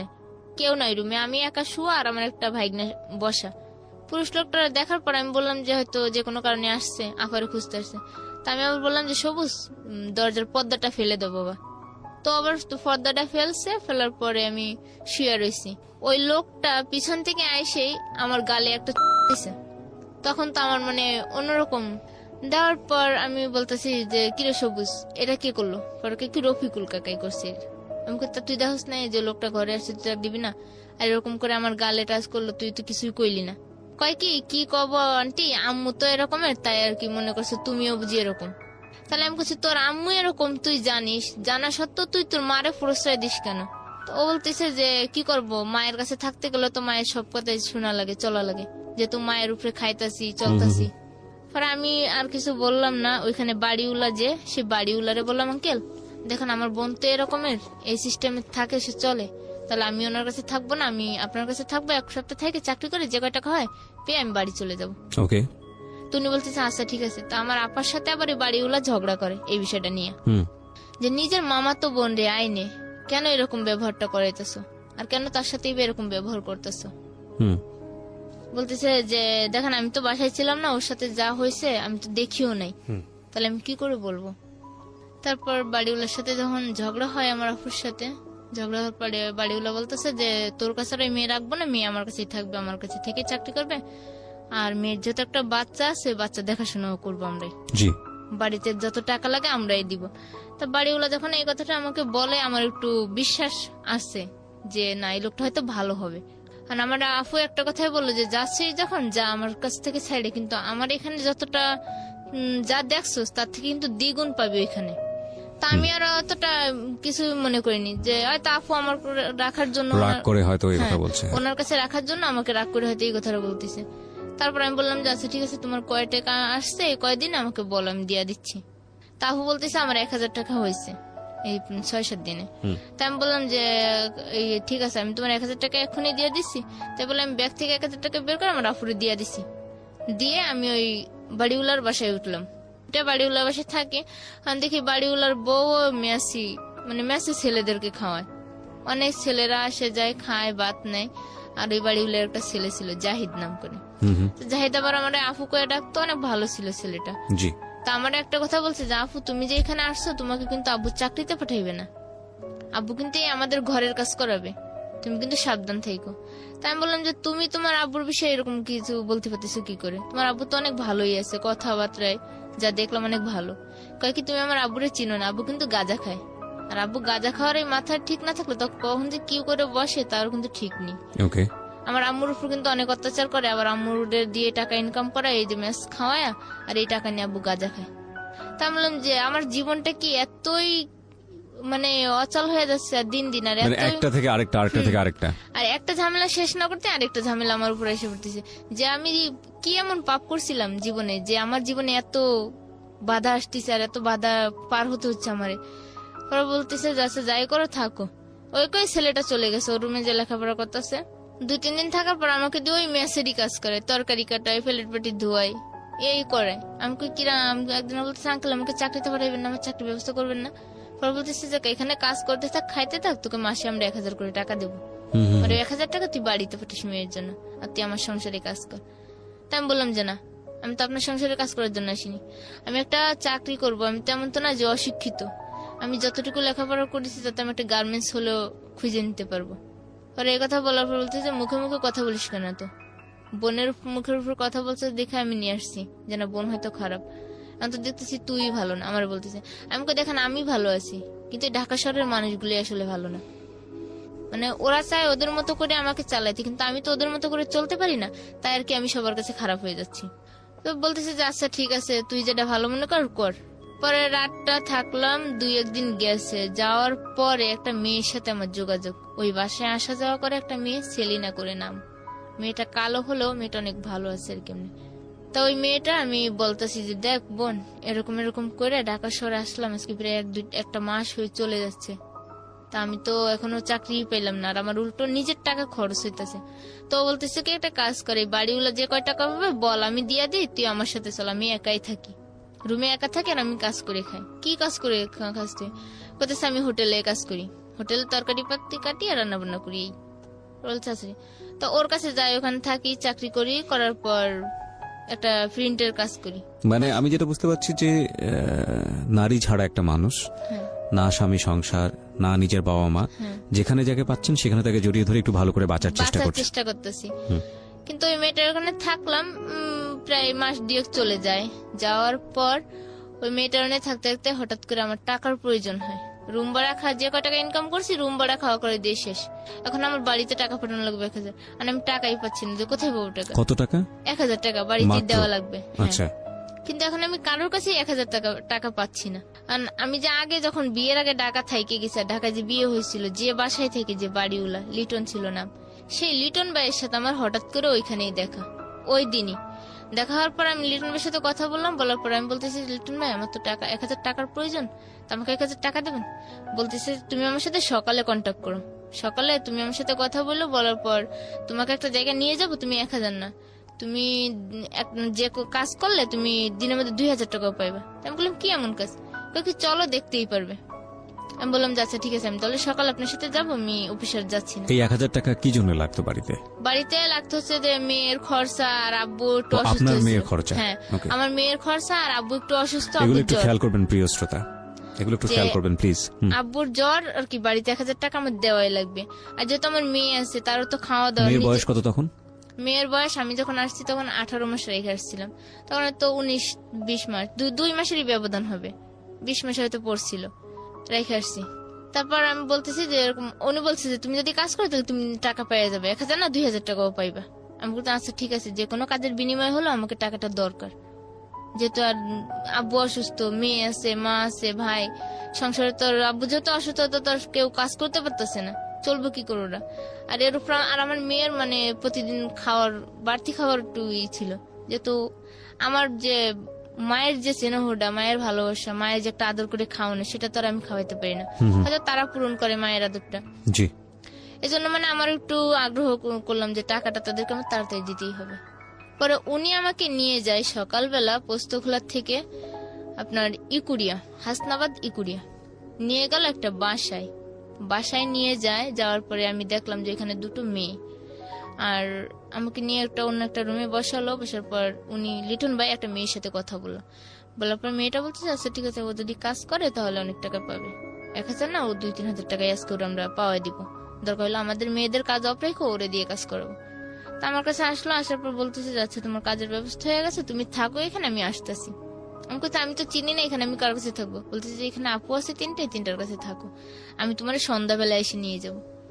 থাকি, কিন্তু আমি এখনো বুঝতেছি না যে ওই দিনটাই আমার জীবনে সব থেকে একটা বড় মানে একটা কষ্টের দিন আর জীবনে, মানে এত বড় একটা ঝড় যে ওই দিন আমার নাইমে আসবে আমি ভাবতেও পারিনি। থাকলাম, থাকার পর দেখি ওইখানে ছেলেরা আসতেছে, মেয়েরা ঢুকতেছে, রুম থেকে বেরোচ্ছে, এই অবস্থা। আপনি তো বুঝেই গেলেন যে আসলে হ্যাঁ, কেন আমি এখানে যখন এনেছে আপনাকে। বুঝেছি, তা আমি আপুরে মেয়েটার নাম ছিল যে ছিল ওদেরকে মানে মেইন ম্যানেজারের মতো আর কি, যে টাকা পয়সা নেয় হিসাব করে, তার নাম ছিল মুক্তা। তাই আমি বলতেছি আপু আমি এখানে থাকবো না, আমি বাসায় চলে যাচ্ছি। তো বলতেছি যে না, তুমি আর এখান থেকে বেরোতেই পারবে না। বললো, পরে একটা লোক আসলো, নাম ছিল কামরুল। লোকটা এসে আমি যখন ওই মেয়েটার সাথে তর্কাতর্কি করতেছি তখন আমার একটা থাপ্পড় মারছে, মায়েরা আমার ওই রুমে আটকায় রাখছে। বলতেছি দেখি তোর কেমন সাহস, তুই এই রুম থেকে বেরো, তুই আর বেরোতেই পারবি না, আজকে যখন আসছিস আর বেরোতেই পারবি না, দরকার হলে তোকে টুকরো টুকরো করে বাথরুমের পাইপ দিয়ে তোর লাশটা ছেড়ে দেবো, কিন্তু তোকে বেরোতে দেবো না। মানে আমি চিল্লাচিল্লি করতেছি, আমি বলতেছি আমি এখানে লোকজন ডাকবো। কি লোকজন কেন, আমরা এখানে স্থানীয় কেউ আসবে না, তোর ডাক শুনে। পরে আমাকে থাপ্পড় মারলো, ম্যাডাম রুমে আটকাইছে। তারপর একটা ছেলে এসে রুমে ঢুকার পর তো আর কি যা হয় এভাবে আর কি, আস্তে আস্তে ওইখানে এরকম করে মায়ের খাই, কান্নাকাটি করি অনেক। ওই সারাটা দিন? হ্যাঁ, এভাবে সারাটা দিন মানে আমার উপর দিয়ে এত একটা ঝড় বয়ে যাচ্ছে, কিন্তু আমিও বুঝতেছি যে আমি কি করতেছি। কিন্তু ওই লিটন ভাই আবার আমার ফোনটা নিয়ে নেয় আমার কাছ থেকে, নিয়ে আমার আব্বু আম্মুর সাথে যোগাযোগ করে আব্বু আম্মুরে 2000 টাকা পাঠাই দিছে। কিন্তু এই বিষয়টা আমাকে কখনো জানতেও দেয়নি। আর আমার থেকে ফোন নিয়ে গেছে, আমার ব্যাগ নিয়ে গেছে, আমি যে কি বের হবো আমার কোনো সিস্টেমই পাচ্ছি না। এভাবে আটকা 3 দিন পর্যন্ত। যেটা সন্ধ্যার সময় নিজের কথা, সেটা 3 দিন পর্যন্ত। সন্ধ্যার সময় তো নেওয়া দূরে থাক, আমাকে আর মানে ওই রুম থেকে রুম আর বাথরুম এই দুটোই শুধু আমার জন্য, আর সব বন্ধ। মানে এরকম করে মানে প্রতিদিন না হলো 10 জন 12 জন রাত্রে দিনে মিলে এরকম করে মানে আমাকে ওইখানে আটকে রাখলো 3 দিন পুরো। থাকার পর আমি চলে আসি, মানে কোন রকম ভাবে ওই আফুরে নিয়ে আমি আমার বাসায় আসি। বললাম দেখো আমার বাসায় যেতে হবে তাড়াতাড়ি। বলছে আচ্ছা ঠিক আছে, আমি আর এইভাবে থাকতে। আপনাকে এই ঘটনার পরে আপনাকে টাকা দিয়েছিল? হ্যাঁ, টাকা দিছে। আমার বাড়িতে 2000 টাকা দিছে আর আমাকে টাকা দিছে। কত টাকা দিছে আপনাকে? আমাকে দিছিল 1600। 3 দিন পরে? হ্যাঁ, 3 দিন পর আমার বাড়িতে 2000 আর আমাকে আপনাকে 1600। বাধ্য করে ওরা পয়সা কামিয়েছে? হ্যাঁ, ওরা একটা কাজের জন্য নিত 300, আমাকে দিত 150, ওরা নিত 150। আচ্ছা। তারপর আমি ওই 3 দিন পরে আমার মনের মধ্যে একটা ঘৃণা জন্ম নিল আর জিদ জন্ম নিল, যে টাকার জন্য যদি আজকে আমার জীবন এতটাই হতে পারে, তাহলে আমি কেন নিজের থেকে স্বইচ্ছায় এবার নামতে পারবো না? আমি নিজেই স্বইচ্ছায় নামবো এবার এই কাজে। তারপর আমি বেশ ওদের সাথে মিলেমিশে বাসায় এসে ওইখান থেকে কাপড় চোপড় যা ছিল সব নিয়ে আমি ওইখানে চলে গেছি। যে আমি পুরো একটানা 1 মাস চাকরি করি ওইখানে, ওই অবস্থাতেই। করার পর মানে আমি টাকার নেশায় পড়ে এমন অবস্থা হয়ে গেছে আমার যে আমি নিজেকেই চিনতে পারি না। মানে আমি যে আমার নিজের শরীরের প্রতি একটা যে ভালোবাসা, সেই ভালোবাসাটা আমার মধ্যে নেই। যে আমি এখন শুধু আমার নেশাই একটাই, টাকা ছাড়া আমি কিছু চিনি না। পরে 1 মাস এখানে থাকি, থাকার পর হঠাৎ করে আমার জ্বর হয়। জ্বর হইলে আমি আর কাজ করতে পারি না। তখন মুক্তাহু বলতেছে তো জ্বর যখন তো একটা কাজ কর, মেয়েও বাড়িতে আছে, মেয়েকেও দেখায় আর তুই একটু সুস্থ হয়। তা আমি ওইখান থেকে বাড়িতে যাই, যে মানে আর আসি না ওইখানে। ওই যে বাড়িতে যাওয়ার নাম করে বেরোইছি, ওইখানে আর আসিনি ফিরে। না আসার পর 7-8 দিন পর আমি আবার ঢাকায় আমার ওই স্থানে ফিরে আসি, আগের স্থানে। এসে 3-4 দিন থাকি। থাকার পর আর রুবেল নাম ছিল একটা ছেলের, ফ্লাক্স লোডের মানে রিচার্জ করতো টাকা পয়সা মোবাইলে, বিকাশের দোকানের মতো। ওই ছেলেটা আমার দেখে বলতেছে যে কিরে ময়না, তুই এখানে কি করছিস, এতদিন ছিলি না, কই ছিলাম? কই গেছিলাম একটা কাজে, আমি এখানে এখন আসছি এই জায়গায় থাকবে? আমি কই হ। তো ওর সাথে যখন কথা বলছি, একটা ছেলে ওর দোকানের ভিতর বসা আমাকে দেখছে। যে মানে আমি এখন যেরকম চলি তখন অন্যরকম ছিলাম। তখন আমি আর কি যেমন জিন্সের প্যান্ট গেঞ্জি এগুলোই পরতাম, ওইখানে থাকা অভ্যাস হয়ে গেছে। পরে অবস্থাতে আমার দেখে ওই ছেলেটা বলছে এই মেয়েটা কে রে? এই মেয়েটা আগে এখানে চাকরি করতো, নর্মাল ভাবে আসছিল, কিন্তু এখন এই মেয়েটারা চেনাই যায় না, মেয়েটার পরিচয় এখন অন্যরকম হয়ে গেছে। ওই বলতেছে। তা আমি আবার হাসতে চলে আসছি। আইসে বাসায় ঢুকছি, ঢুকার পর আমার সেলিনা ডাক দিছে, কয় তোরে ডাকতেছে রুবেল। আমি গেছি আবার ওই দোকানে। যার পর ওই ছেলেটা আমার বলতেছে আপু তুমি কি চাকরি করবা? আমি হ্যাঁ আমি চাকরি করবো। কয় তুমি কি চাকরি করবা? বেতন লাগবো কত তোমার? আমি কই বেতন কত লাগবো মানে? আমার চাকরি বুঝে তো আপনারা বেতন ধরবেন, আমার কাজ বুঝে বেতন। কয় কি আচ্ছা তুমি খাবারের ডেলিভারি দিবা আর একটা সারাদিন বাসায় থাকতে পারবো, সমস্যা নেই, তোমাকে ডেলি হাজিরা হবে 500 টাকা। শুধু মাঝে মাঝে একদিন পর একদিন খাবার আনবা আর একটা খাবার পৌঁছে দিবা। আমি আচ্ছা ঠিক আছে, তাও তো ভালোই, আমার জন্য ভালো। প্রতিদিন যদি 500 টাকা হয় আমার মাসে আসে 15,000 টাকা। এমন করে বললো 30 দিনে। তা আমি এই হিসাবটা মিলা দেখলাম যে না, আমার অনেক টাকায় আসতেছে। ওরা বললো আচ্ছা ঠিক আছে। পরের দিন থেকে আমাকে ওরা শুরু করলো ইয়াবা, হিরোইন, গাঁজা এইসব নিয়ে যাওয়া আসা করানোর জন্য। তো প্রথম দিন আমাকে নারায়ণগঞ্জ শহীদনগর থেকে কিছু চিপস আর কিছু বিস্কিট দিলে আরেকটা ছেলে আছে আমার সাথে, আমরা দুইজনে হাঁটতে হাঁটতে রেল লাইন দিয়ে চলে আসি পোস্তকুলে এসে ওইখানে আমাকে যে যে ঠিকানা বললাম ওই ঠিকানায় ওই বাক্সটা পৌঁছে দিলাম, খাবারগুলো পৌঁছে দিলাম। দেওয়ার পর 5-6 দিন যায় এরকম করে। আবার কাশপুর পাকিস্তান রোড আছে, পাকিস্তান মেলের পিছনে একটা বাসা আছে, সেই বাসা থেকে এই জিনিসগুলো আনতে হতো। আবার দেখা যায় কমলাপুর স্টেশন থেকে আনতে হতো, ভৈরব থেকে আনতে হতো। আমাকে দিয়ে মানে বিভিন্ন ধরনের মাল আনানো শুরু করলো। তা আর আমিও আস্তে আস্তে সবকিছু জানতে পারলাম যে এর মধ্যে হিরোইন থাকে, ইয়াবা থাকে, গাঁজা থাকে, তারপর আবার ইনজেকশন থাকে। জানতে পারার পর আমাকে একদিন বলতেছে কি যে মানে আমাদের যে আড্ডাটা ছিল, আড্ডার জায়গা, বলতেছে ওইখানে দেখবো পুলিশ আসছে কিনা আজকে যে। তা আমি দেখতে গেছি পুলিশ দেখতে যে দেখি যে না ঠিক পুলিশ তো আসছে এখানে। আমি আবার ওদেরকে ফোন করে বলছি যে পুলিশ আসছে এখানে, 3-4টা পুলিশ আছে। তা পুলিশ আবার ওই দিন আমারে ফলো করছে। যখন ফলো করছে আমি পুলিশ দেখা, আমার মোবাইল ছিল 3টা, আমি মোবাইল চালাতাম 3টা। তা আমি যে ফোনটা দিয়ে আর কি সবসময় ওই ব্যবসার লাইনে কন্ট্যাক্ট করতাম, আমি তাড়াতাড়ি করে ওই সিমটা খুলে আমি আমার নিজের কাছে নিয়ে আনি, মানে নিজে এমন ভাবে রাখি যাতে পুলিশ আমার এই স্থানে না যাইতে পারে। ফোন চেক করবে কিন্তু আমার ধরতে পারবে না। আমি সিমটা খুইলে আমার কাবজা মতো নিয়ে আনি। পরে পুলিশ আমি কই আমার তো এখান থেকে যাইতে হলে যে কোনো একটা উদ্দেশ্য দিয়ে যাইতে হবে, যেহেতু আমি পুলিশ দেখতেছি। তা আমি দোকানে গেছি, ডাউল নিছি, মুসুরির ডাউল নিছি, ডিম নিছি আর আইসক্রিম নিছি 4টা। আমি এমন ভাবে নিছি যাতে না পুলিশটা যদি আমাকে বলে দেখা যাচ্ছে আমার আইসক্রিম আমি ওদেরকে নিজে থেকে দিয়ে আসবো, কিন্তু আমাকে বুঝতে পারবে না। মানে আমার মধ্যে এই আইডিয়াটা হয়ে গেছে ওদের সাথে চলতে। পরে একটা পুলিশ আমাকে ডাক দিয়ে বলছে তুমি কোথায় যাচ্ছ? আমি আমার বাসায় যাচ্ছি। এগুলো দোকান থেকে নিয়ে গেলাম রান্না করার জন্য। পরে গরম লাগতেছে তা আইসক্রিম খাওয়াবে? আমি বললাম হ্যাঁ খেতে পারেন। পরে আইসক্রিম 4 জনের চেটে নিল আর আমার ফোনটা হাতে নিল, নিয়ে ওনার নাম্বারটা মানে আমার ফোনে দিয়ে আমার ফোন থেকে কল করলো ওনার ফোনে, পুলিশের ফোনে। পুলিশটা আর কি প্রায় বেশি বয়সও না আবার বেশি ইয়েও না, মাধ্যম বয়স হবে। তা আমার বলতেছে আচ্ছা ঠিক আছে বাসায় যাও, ফোন দিয়ে দিছি, দিয়ে বলতেছে বাসায় যাও পরে কথা বলবো। বাসায় গেছি, যাওয়ার পর উনি আমাকে ফোন দিয়ে ওই বিষয়ে খোঁজ নেওয়ার চেষ্টা করে, এবার আমারে দিয়ে, কিন্তু আমি যে ওই লাইনে সেটা কিন্তু উনি জানেই না। আচ্ছা। তারপর আমাকে ফোন দিয়ে বলে যে দেখ ভাই এখানে কোনো ব্যবসা কোনো রকম কোনো কিছু যদি কাজ হয় তুমি আমাকে জানাবে। আর আমি মনে মনে কই আমি তো ওই লাইনে, তা আমি আর আপনাকে কি জানাবো? আমি তো আর উল্টা আপনার থেকে খোঁজ নিয়ে আমি ওদেরকে জানাবো যে আপনারা কবে আসবেন না আসবেন। মানে আমার মনে মনে এই পরিকল্পনা। তো এরকম করে প্রায় মাসখানেক হয়ে যায়। যাওয়ার পরে ঈদ চলে আসে। তা আমি আবার বাড়িতে গেছি রোজার 5-6 দিন আগে, বাড়িতে যেয়ে আবার বাড়ির থেকে আসছি টাকা পয়সা দিয়ে মারে আসছি। পরে দেয় হঠাৎ করে যেদিন আসবো ঢাকায় ওদিনকে আমার আবার এই ব্যবসার সাথে জড়িত একটা ছেলের সাথে আমার সম্পর্ক, মানে আমরা যেহেতু জানি একই। ততদিনে আপনার হাজবেন্ডের কি অবস্থা? এই যে এখন সেই পর্যায়ে যাব। জি। তারপর এখন এই সব করার মধ্যে আমার হাজবেন্ডের সাথে তো যোগাযোগই নেই, পুরো ছিন্ন। পরে আমি যখন গাড়িতে আসতেছি বাড়ির থেকে আসার পথে আমার এই দ্বিতীয় যে সম্পর্ক হয়েছে যার সাথে, তার সাথে আমার দেখা হবে ওই দিন। তা আমি আবার ফোনে কথা বলতেছি একটা ছেলের সাথে আর কাঁদতাছি যে দেখ আমি মানে কিরকম করে বাড়িতে গেছি আসলাম 2-1 দিনের মধ্যে, মেয়েটারও কষ্ট ভালোভাবে রাখতে পারলাম না নিজের কাছে। আর মেয়েটাও আমাকে চিনেই না, মেয়েটা আমি যে ওর মা ও আমাকে চিনেই না, আমাকে দেখলে কান্নাকাটি করে, আমার কাছে আসতে ও চায় না। তা আমারও কষ্ট লাগে যে না আমার সন্তান আমার কাছেই আসে না, আমাকেই চিনতে পারে না।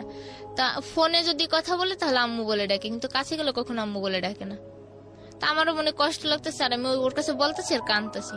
তা ওই দিন আবার গাড়িতে একটা স্টাফ ছিল, গাড়ির স্টাফ, সে আবার আমাকে ফলো করছে বারবার, ফলো করে দেখতেছে। দেখার পরে বলতেছে যে ওই গাড়ির ড্রাইভার কাছে বলতেছে যে দেখ এই মেয়েটা কে না হঠাৎ করে কাঁদতেছে, ফোনে কথা বলতেছে আর কাঁদতেছে। তো বলতেছে গাড়ির যে কোনো যাত্রী যে কোনো সমস্যা হয়েছে কাঁদতেই পারে, এটা নিয়ে তুই মাথা ঘামাস না।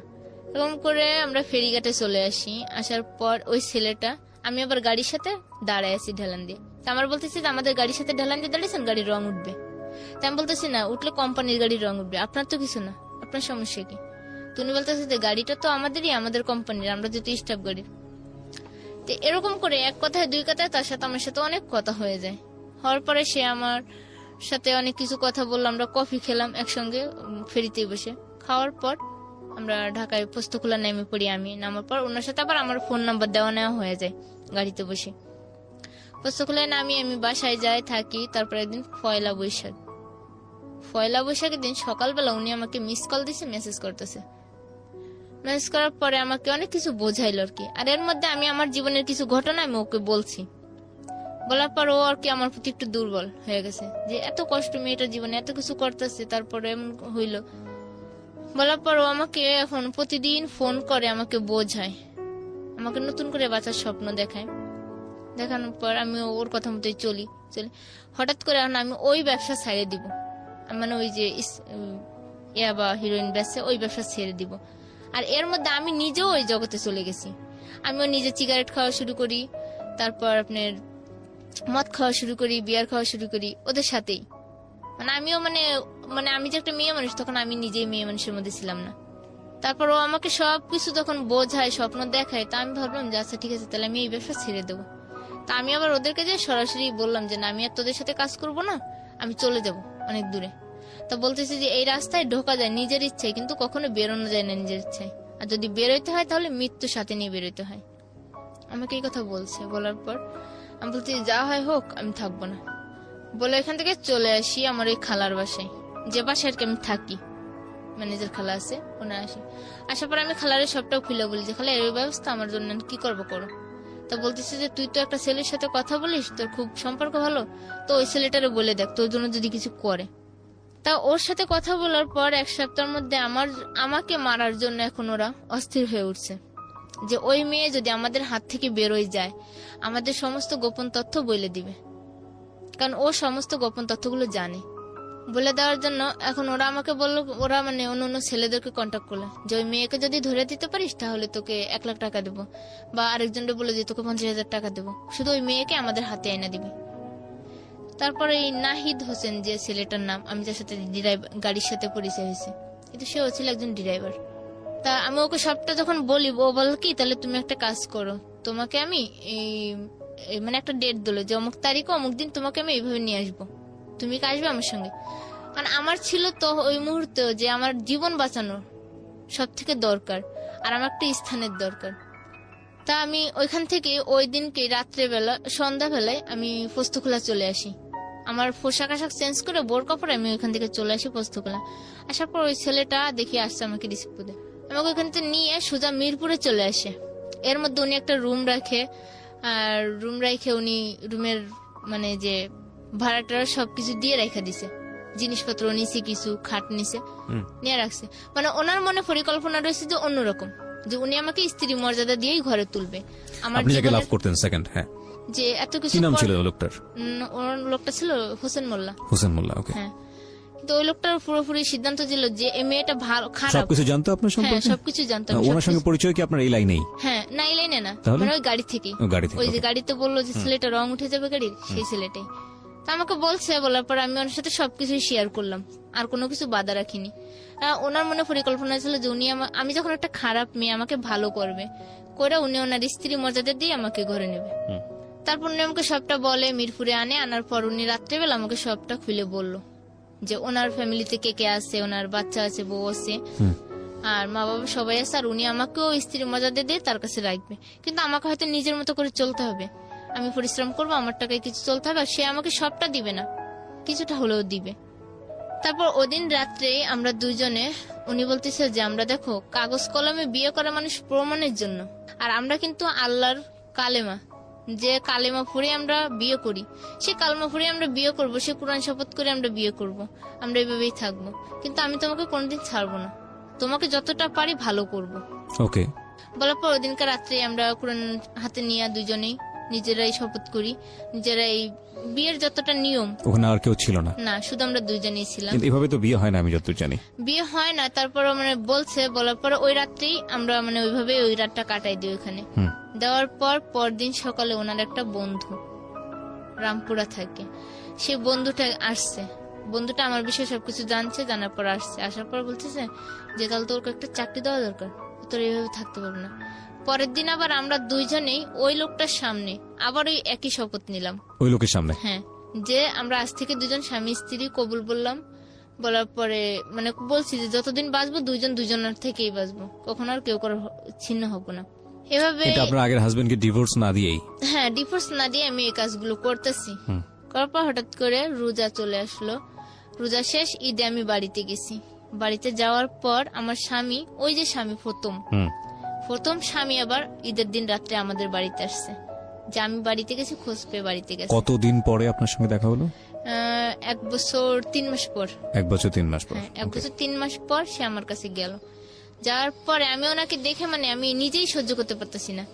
মানে আমি ওনাকে এত পরিমাণ ঘৃণা করি এখন, আর এতটা মানে অপছন্দ করি যে ও লোকটা কেন আমার বাড়িতে আসলো। আমি আমার আব্বুর বলতেছি যে তোমরা জানো যে ও আসবে, তাহলে আমিই আসতাম না, তাহলে তোমরা তোমাদের জামাইকে আদর করে পাঠাই দিতে, আমি আসতাম না। কিন্তু আমার এত যে কাহিনী হয়ে গেছে এদিক থেকে, কিন্তু আমার ফ্যামিলিতে কেউ জানে না, কারণ মান সম্মানের ব্যাপার নিয়ে আমি আর কি কাউকে কখনো কিছু বলিনি। তারপরে স্বামী আসছে, রাতটা পার হয়েছে, সকালবেলায় ওনার সাথে আমি পার্সোনাল ভাবে কথা বলতে চাইছি। তো উনি আমার বলতেছি কি বলবো বলো। তো উনি আমার হাত ধরছে, আমি হাত ধরার সঙ্গে সঙ্গে বলছি দেখেন আপনার হাত ধরার মতো কোনো অধিকার নেই আমার গায়ে, একমাত্র একজনেরই অধিকার আছে, সেটা হলো হোসেনের। একবার ডিরেক্টলি বলে দিয়েছেন? আমি একবার সরাসরি বলে দিছি যে আমার শরীরে টাচ করার মতো একমাত্র অধিকার আছে হোসেনের, আপনার কোনো অধিকার নেই। যে স্ত্রীর খোঁজ নিলেন না আজকে 1 বছর হয়ে গেল, তার গায়ে হাত দেন কোন সাহসে। এই কথা বলার পর সে মানে চোখের পানি ছেড়ে দিছে। চোখের পানি ছেড়ে দিয়েই হাঁটতে হাঁটতে মানে আমাদের বাড়ি থেকে একটু দূরে চলে গেছে, যে কাঁদতাছে, বসে বসে কাঁদতেছে। আর আমি এদিক থেকে মানে আমি ওনাকে সহ্য করতে পারতেছি না। আর ওনার একটা বড় ভাই ছিল বাহিরে, চাচাতো ভাই, সেও আসছে আমাদের বাড়িতে। আসার পর আমি বলতেছি যে দেখেন, আমি ভাইয়ের বলতেছি ভাই আপনারা যে জন্য আসছেন সেটা হবে বৃথা, আপনারা চলে যান, আমি যাবো না কোনোদিন আর ওই সংসারে, কারণ আমি যে স্যাপ একবার ফালছি সেটা আর আমি কখনো তুলে নেবো না। তা ভাইয়া বলতেছি তুমি এত একটা মেয়ে মানুষ হয়ে এত জিদের কথা বললো না, এর জন্য তুমি পরে পস্তাইবা। আমি বলতেছি যা পস্তানোর আমি পস্তাই নিছি, আমার আর পস্তানোর কোনো কিছু বাকি নেই। তা আমার বলতেছি তুমি এই কথা কেন বলতেছো। আমি কই না, বলার যে কোনো কারণ আছে বলেই বলতেছি।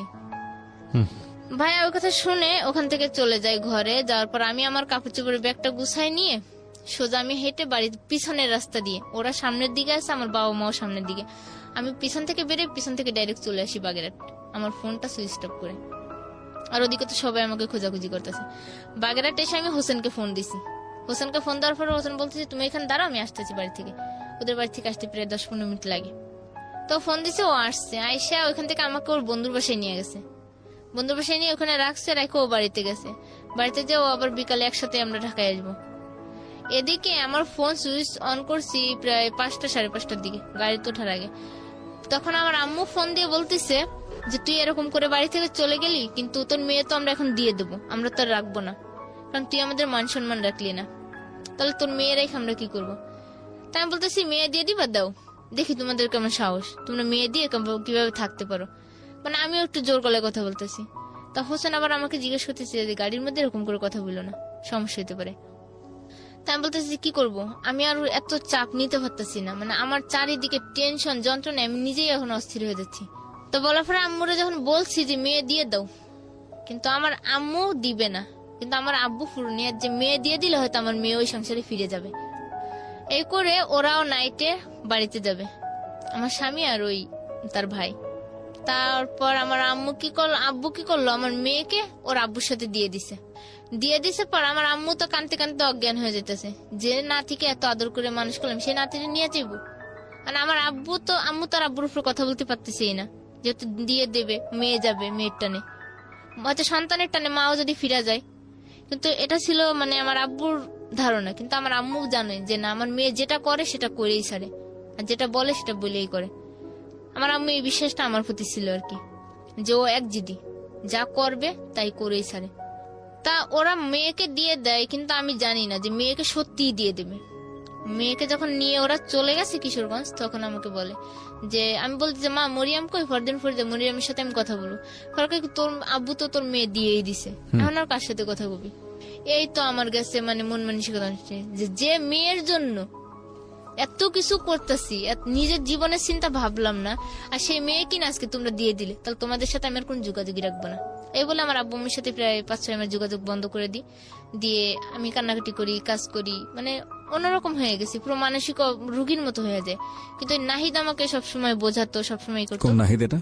মানে হোসেন, ওর নাম আমি নাহিদ ডাকি। তো এই কাজ করি বলতে কি তখনও আপনি এই পেশাতেই ছিলেন নাকি না, অন্য কোনো ওখান থেকে পেশা? পুরো বেরোয় এসেছেন, ওকে। বেরোয় এসে হোসেন আমাকে পুরো ভালো করে তোলে। ওকে।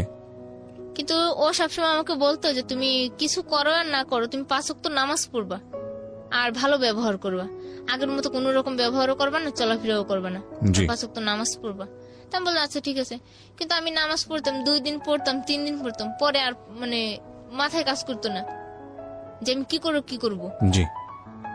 এভাবেই প্রায় 2 বছর চলে যায়। নাহিদের বউ বাচ্চাও চলে ঠিকভাবে, আমিও চলি ঠিকভাবে। থাকার পর হঠাৎ করে মানে ওর সাথে আমার সাথে ঝগড়া শুরু করতে লাগলো। ঝগড়া হয়, ও আমার অতীত নিয়ে কথা বলে আর আমাকে মারে। নাহিদ? হ্যাঁ, এই নাহিদ আর কি, আমাকে অতীত নিয়ে কথা বলে মারে। আর ও যদি আমাকে ডাইনে হাঁটতে বলে আমি বাঁয়ে হাঁটি। যে আমি যখন মায়েরই খাই তাহলে আমি তো সোজা পথে চলে মার খাবো না, বাঁকা পথেই চললে আমি মার খাবো। আর আমি যে কাজ করি না ও আমাকে সেই কাজে সন্দেহ করে বেশি। চাকরি করতে যায়, 10 জনের সাথে চলতে গেলে কথা বলতেই হয়, কিন্তু ও সেই কথা বলাটাকে ও অন্যরকম ভাবে নিয়ে নেয়। যে হয়তো দেখা যাচ্ছে ও আবার মনে হয় ওই লাইনে চলে গেল, আবার মনে হয় ওই ছেলেদের পাল্লায় পড়লো। এরকম করে সন্দেহ বাড়তে থাকে, ঝগড়াঝাটি মারামারি শুরু হয়, থাকতে থাকি। হঠাৎ করে আমি আমার অনেক পুরনো আর কি, পুরনো বলতে এই মানে ওই পেশার মধ্যেই থাকা একটা ছেলের সাথে পরিচয় আমাদের বাড়িতে, হিন্দু ছেলেটা। তো ওর সাথে আমার সাথে মোবাইলে যোগাযোগ করে আমি চিটাগাং চলে যাই, এই সংসার ছেড়ে চিটাগাং চলে গেছি। যাওয়ার পর সেখানে থাকি, কিন্তু এই নাহিদকে ছাড়া আমি মানে চলতেই পারি না। আমি যতই যা করি না, কিন্তু 1 দিন 2 দিন গেলে আমি আর ওর কথা না মনে করি আর চলতে পারি না। মানে ওকে ছাড়া এখন আমি আর থাকতেই পারি না। একটা দিন যদি না দেখি মনে হয় কি কত বছর মনে দেখি না, মনে হয় নিজের সন্তান বলে থাকতে পারতাছি, কিন্তু ওকে ছাড়া থাকতে পারতাছি না।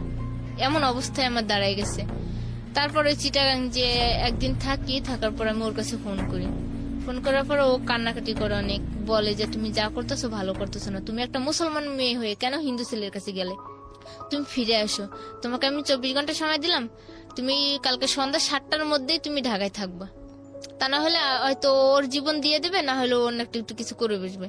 তা আমি আবার এই ভয়টা পেয়ে যে আমাকে এতটা ভালো বানাইলো, যে আমাকে এতটা ভালোবাসলো, ভালোবাসার অর্থ বুঝাইলো, ভালোভাবে বাঁচার অর্থ বুঝাইলো, তাহলে তার কথা শুনেই চলে যায়। তো চিটাগাং থেকে আবার ওই হিন্দু ছেলেটা অফিসে গেছে, আমি ওইখান থেকে আবার চলে আসছি ওকে না জানে, ঢাকায় আসছি। আসার পর আমি আবার ওইখান থেকে যে মামার বাসায় ছিলাম, হিন্দু ছেলের মামার বাসার থেকে একটা সিঁদুরের কৌটা আমার সঙ্গে নিয়ে আসি, যে ও যদি আমাকে কোন রকম মারধর করে তাহলে আমি বলবো কি যে আমি হিন্দু ছেলের সাথে আমার বিয়ে হয়ে গেছে, আমার সিঁদুর পরানো হয়ে গেছে, মানে ওকে মিথ্যা বলবো। আমার মনে মনে অবস্থা করে আমি সিঁদুরের কৌটা নিয়ে আসি। আনার পর ও আমাকে শাহবাগ থেকে ওর গাড়ি নিয়ে, ও যে প্রাইভেট কার চালায় সে গাড়ি নিয়ে আমাকে আনতে যায়। মানে ওর প্রাইভেট কার ছিল? হ্যাঁ, প্রাইভেট কার চালাইতো। আমি তার নামটা উল্লেখ করবো না যার গাড়িটা আর কি, যেহেতু সে একজন ডাক্তার, তার নামটা উল্লেখ করে প্রয়োজন নেই। হ্যাঁ, প্রয়োজন নেই। তারপর ও আমাকে ওখান থেকে নিয়ে সোজা বাসায় আসে। বাসায় এসে রুম খোলে, রুমের দরজা লাগায়, আমাকে অনেক কথা জিজ্ঞেস করে যে আমি কিনা ওইখানে কোনো ফিজিক্যাল সম্পর্ক হয়েছে কিনা কারোর সাথে, মানে কারোর সাথে কোনো খারাপ ব্যবহার করছি কিনা, মানে সবকিছু জানার পর আমি বলতেছি না, আমি গেছি একটা দিন, গতকালকে দিনে গেছি, আর একটা দিন থাকছি, রাতটা থাকছি, চলে এসেছি। শুধু মামা আমাকে ঘুম থেকে ডাকার জন্য হাত ধরে টানছিল, ঘুম থেকে ডাকার জন্য, এটা স্বাভাবিক ডাকতেই পারে, আর হাত ধরে টান দিছিল যে ময়না এদিকে আয়। আর হয়তো কিসের জন্য ডাকছে সেটা তো আমি বুঝতেই পারিনি। তারপর ওখানে চলে আসি, ঢাকায় আসার পর যখন ও রুমে ঢুকাইছে, আমার ঢুকানোর পর ও দেখি রুমে তালা মারছে। ভিতরে তালা দেওয়ার পর আমার মনে একটা সন্দেহ লাগলো যে ওকে আমার সাথে কোন রকম গ্যাঞ্জাম লাগবে না, মারবে আমারে। আমার মনে সন্দেহ লাগছে, কারণ ওর তো অভ্যাসই আছে মারার, এরকম যখন মারার এই অভ্যাস। তালা বন্ধ করার পর আমাকে অনেক কথা জিজ্ঞেস করছে, করার পর আমি উত্তর দিচ্ছি, দেওয়ার পর লাস্ট টাইমে মানে ও এমন পর্যায়ে নিয়ে গেছে কথাগুলো রে, যে আমার আগের অতীতের পুরো নিয়ে যাচ্ছে। পরে আমি ওকে বলতেছি, দেখো আমি তোমার একটা জিনিস দেখাই, তুমি আমার সাথে এরকম করতেছো না, আমি আর তোমার সংসার করবো না। দেখো সিঁদুরের কৌটা, আমাকে সিঁদুর পরাইছে। পরে ওই সিঁদুরের কৌটা হাত থেকে থাবা দিয়ে নিয়ে আমার সারা গায়ে মাইরা দিছে সিঁদুর। মাইরে দিয়েই হাতের কাছে ছিল একটা শিকল দিয়ে আমারে এমন বাড়ি শুরু করছে, আমি মানে চিৎকার শুরু করছি বাড়ি দেওয়ার। তো পাশের রুমের আফা বাড়িগুলো আন্টি ছিল, তারা চিৎকার শুনে চলে আসছে, কিন্তু শিকলের একটা বাড়ি দিয়ে পড়ছে আমার মাথায়, আর মাথাটা পুরো ফেটে গেছে। ওই শিকলের বাড়িতে মাথাটা ফেটে গেছে, কিন্তু আমি টের পাচ্ছি না যে আমার মাথা ফাটছে কিনা। পরে মাথা ফাটার পর ও আবার আমার এই ডাইন হাতের আঙ্গুলটা ধরে একটা চাপ দেয়, উল্টো ভাবে চাপ দিলে পুরো আঙ্গুলটা মনে করলাম যে ভেঙেই গেল বুঝি। চাপ দেওয়ার পর ওর রুমের দরজা খুলছে মাইরাটেরা, দরজা খুইলা এখন বাড়িওয়ালা আন্টি অন্তত দরজা খুলতেই হবে, দরজা খুলছে, খুইলা বাড়ি আমি আবার রুম খোলার সঙ্গে সঙ্গে দৌড় দিয়ে অন্য রুমে গেছি। তো অন্য রুমে যেয়ে যখন আমি বসে আছি তখন আমার এই বাম সাইড দিয়ে রক্ত ভেসে যাচ্ছে, আর আমি যে শুয়ে পড়ছি, শুয়ে পড়লে আমার মাথার রক্ত সব ওই চাদরে লাগতেছে। তখন আমি টের পাই না যে আমার মাথা কাটছে না ফাটছে। পরে ওই আফুর নাম ছিল হালিমা, তা হালিমা আপু আবার চিৎকার দিছে, কিরম হয় না তোর মাথায় এগুলো কি, তোর মাথাতে রক্ত এসেছে কেন? পরে আমি বললাম কই, আমি তো জানি না। পরে একদিকে মানে সিঁদুরের রঙে গা লাল হয়ে গেছে, আর একদিকে রক্ত। তারপর ওই আন্টি আর হালিমা আপা দেখলো, দেখে আমারে মাথাটা বাইন্দা দিল, হাত দিয়া চাপ দিয়ে আর কেটা উন্না দিয়ে বাইন্দা দিল, যে রক্ত আর মানতেছে না, পারছে অনেক, মানে না রক্ত, কি করবো। পরে যেই বলছে যে নাহি তুই ময়নারে কি করলি, ময়নার তো মাথা ফেটে গেছে, ও ঘর থেকে এক লাফ দিয়ে আমার ওই ঘরে যে ধইরা আনছে, আবার আমার রুমে আনছে, আয়না আমার মাথায় একটা গামছা বাইন্দা আমার রুমের ভিতর তালা দিয়ে থুলো, থুই আমার হাত বানলো, পা বানলো, ওই অবস্থাতেই আমার হাত দুটো বানছে উল্টা ভাবে পিছন দিক নিয়ে, আর পা দুটো বানছে বাইন্দা, মাথায় আবার গামছা বানছে বাইন্দা, ও রুমে তালা দিয়ে চলে গেছে। যে ডাক্তারের দোকানে গেছে, তুলা, স্যাবলন, মলমান যত যা লাগে আর কি সবকিছু বাসায় নিয়ে এসছে, আইনে ওই আবার আমার চিকিৎসা করতেছে, মাথায় তুলা দিয়ে মুছতেছে, রক্ত বন্ধ করে রেখেছে। সবাই বলতেছে ডাক্তারের কাছে, কিন্তু ও তখন ভয় পাচ্ছে যে ডাক্তারের কাছে নিলে তো হয়তো যে কোনো একটা কিছু বলতে পারে, ও আমাকে ডাক্তারের কাছে নিবেই না। নানার জন্য ওইভাবে ওরকম করে আমাকে সুস্থ করে তোলে, আমি হাঁটতে পারি না, চলতে পারি না, ডাক্তারের কাছে নিয়ে যায়, ওষুধ আনে, খাওয়ায়, পুরোপুরি সুস্থ করে ভালোভাবে জীবনযাপন শুরু করি ওই দিন থেকেই। তারপর থেকেই মানে আমার জীবনে এমন একটা শিক্ষা হইলো যে আমি আর কোনো ছেলেদের সাথেই কথা বলবো না, ওই মার খাওয়ার পর। পরে এইভাবে থাকতে থাকতে প্রায় বছর খানিক হয়ে যায়, প্রায় 2 বছরই হয়ে গেছে ওর সাথে সংসার এরকম করে। কিন্তু এদিকে আমার মেয়ের খোঁজ খবর আমি নিই, মাঝে মাঝে ফোন করে। মেয়ের চাচি আছে, আমার সে বড় যা, তার সাথে কথা বলি, যোগাযোগ করি। মামা শ্বশুর আছে, তাদের সাথেও কথা বলি, যোগাযোগ করি। পুরো মানে সবকিছুই ভালোভাবে চলে। হঠাৎ করে ওর বউ ঢাকায় আসবে, আমার নাহিদের বড় বউ ঢাকায় আসবে। তখন বলছে, এখন বলতেছে আমার রুমে এসে থাকবে, আর আমাকে ছদ্মবেশে অন্য রুমে থাকতে হবে। আমার স্বামী আমাকে এই কথা বলতেছে। বলার পর আমি বললাম যে আচ্ছা ঠিক আছে, আমি তোমার সব কথাই মানবো, তুমি যেহেতু আমার জন্য এত কিছু করেছো, আমি তোমার এই কথাটা মানতে রাজি। কিন্তু ওর বড় বউ আসলো ঢাকায়, আসার পর যখন আমার রুমে থাকতেছে রাত্রেবেলা, আমার দেখে মানে আমার এত কষ্ট লাগতেছে যে আমি বলার বাইরে, যে আমার স্বামী আমার চোখের সামনে আরেকটা মেয়ে নিয়ে রাতে ঘরে ঘুমাবে, তাও কিনা আমার বিছানায়, আমার রুমে। আমি অন্য রুমে থেকে শুধু কান্নাকাটি করতেছি, আর আমার স্বামী আমাকে ইশারায় বুঝাইতেছে যে তুমি কান্দো না। আর ওর মেয়ে আমারই কোলে, তখন ওর ওই মেয়ে আমার কোলে, আমি নিতাছি, ঘুরতাছি, কিন্তু আমার তো কষ্টে বুকটা ফেটে যেতেছি যে আমি কি করতেছি। আর বাসার সবাই আমারে বলতেছে তুই একটা মেয়ে হয়ে কি করে এত কিছু সহ্য করতেছিস। কিন্তু তারপর আমি সমস্ত কিছু মাইনে নেই। নেওয়ার পর ওর ওই বউ বাড়ি চলে যায়। যাওয়ার পর ওর সাথে আমার অনেক ঝগড়া করলাম আমি, যে তুমি এরকম করো আমার সাথে, আমি তোমার সাথে আমি সন্দেহ কাজ করো তো করিই না, তাও তুমি আমার সন্দেহ করো। আর আমার সামনে যে তোমার বউকে নিয়ে আমার রুমে থাকলে সেবেলায় কোনো অপরাধ না, শুধু আমারটাই অপরাধ ধরো। আমি যদি একটা ছেলের সাথে ভালো কথা কইলে অপরাধ ধরো, খারাপ কথা দিলে অপরাধ। মানে এই বিষয় নিয়ে পারিবারিকভাবে অনেক ঝগড়া হয়। ঝগড়া হওয়ার পর ও আমাকে মারে। আবার যখন মারে তখন আমাকে মাইরে টেরে পরে একদিন পর আমাকে বাজার করার জন্য টাকা দেওয়া যায়। আমি কি করি, বাজার করার টাকা দিয়ে আমি বাড়িতে চলে গেছি পলায়। বাড়িতে যে আমার পুরো সিদ্ধান্ত যে আমি আর আসবোই না ঢাকা, আর ওর সাথে কোনো যোগাযোগই করবো না। তারপর বাড়িতে থাকি 1 মাসের মতো, 1 মাস 25 দিনের মতো থাকি। থাকার পর এখন দেখি যে না, ওরে ছাড়া আমার জীবন চলতেছেই না, আমি ভালো থাকতে পারতেছি না। মন শুধু ওর কাছেই থাকে সারাক্ষণ। যে ও তো আমার যতটা আঘাত দিছে তার থেকে দ্বিগুণ তো ভালোবাসছে, আমাকে ভালো করছে, ভালোভাবে বাঁচা শেখাইছে। মানে ওর ভালো দিকটা মনে করতে গেলে আমার সবকিছু ভুলে যেতে হয়, আমার কষ্টের দিক কথাগুলো। তারপর আস্তে আস্তে যোগাযোগ করতে করতে আমি ঢাকায় আসি। তারপর আবার আমার গাড়িতে যখন আমি বাড়ি যাই তখন আমার গাড়িতে একটা ছেলের সাথে যোগাযোগ হয়, গাড়ির হেল্পার ছিল সে। যোগাযোগ হওয়ার পরে আমি বাড়ি থেকে যে পলায় আসার জন্য এখন তো আমার কারোর তো একটা স্থান ধরতে হবে যে আমি ঢাকায় আসবো। আমার কাছে টাকা পয়সাও খুব কম, টাকা পয়সাও নাই বেশি একটা। তা আমি আমার নাহিদের কাছে ফোন না করে আমি ওই ছেলেটার কাছে ফোন করে ওর সাহায্য চাইছি। তো আমার বলতেছে তুমি রাত্রেবেলা আসবা পলায় বাড়ি থেকে, তো একটা ছেলের কাছে একটা পরিচয় নিয়ে তো থাকতে হইবে একটা বাড়িতে। তো তুমি আর আমি স্বামী স্ত্রী পরিচয় নিয়ে থাকবো। তাই আমি বললাম যে আচ্ছা ঠিক আছে, স্বামী স্ত্রীর পরিচয় দিয়ে থাকবো। থাকার পর ওই ছেলেটার সাথে আমি ওই রাত্রে ওইখানে স্বামী স্ত্রীর পরিচয় দিয়ে থাকি। থাকার পর পরের দিন নাইটে পরে সারাদিন থাকি, রাত্রেবেলা আমরা গাড়িতে ঢাকায় আসি। ঢাকায় আসার পর ওই ছেলেটা আমাকে ওর মামির বাসায় নিয়ে রাখে। তুমি মামির বাসায় থাকবো, কাজ করবো। আমি কই না, আমি মামির বাসায় থাকবো না, আমি মিরপুরে যাবো, মিরপুরে আমার কাজ আছে, আর আমি ওইখানে গেলে হয়তো ভালো থাকতে পারবো। মিরপুরে আমার একটা বান্ধবী ছিল সুরমা নাম করে, সে বান্ধবীর বাসায় আসি। আসার পর মানে এদিকে তো নাহিদের সাথে প্রায় সম্পর্ক শেষ, তারপরও মাঝে মাঝে ফোনে কথা হয়। নিজেদের মধ্যে ভুল বোঝাবুঝিটা ভাবি যে ভাঙাই নিলে হয়তো ভালো হবে। বান্ধবীও বোঝায়, নাহিদকে ডাকে ওর বাসায়, ডাকার পর দুজনের সামনাসামনি অনেক কথা বোঝায়, অনেক কিছু বোঝায়। বোঝানোর পর নাহিদের সাথে আমার আবার সম্পর্কটা জোড়া লাগে। এই গেছে 17 সালের আর কি, 2017 সালের ফেব্রুয়ারি মাসের 1 তারিখে আমরা রুম নিই, স্বামী স্ত্রী রুম নিয়ে থাকি আমরা। বেশ 1 বছর ভালোভাবেই চলে, সংসারটা অনেক ভালোভাবেই চলতেছে।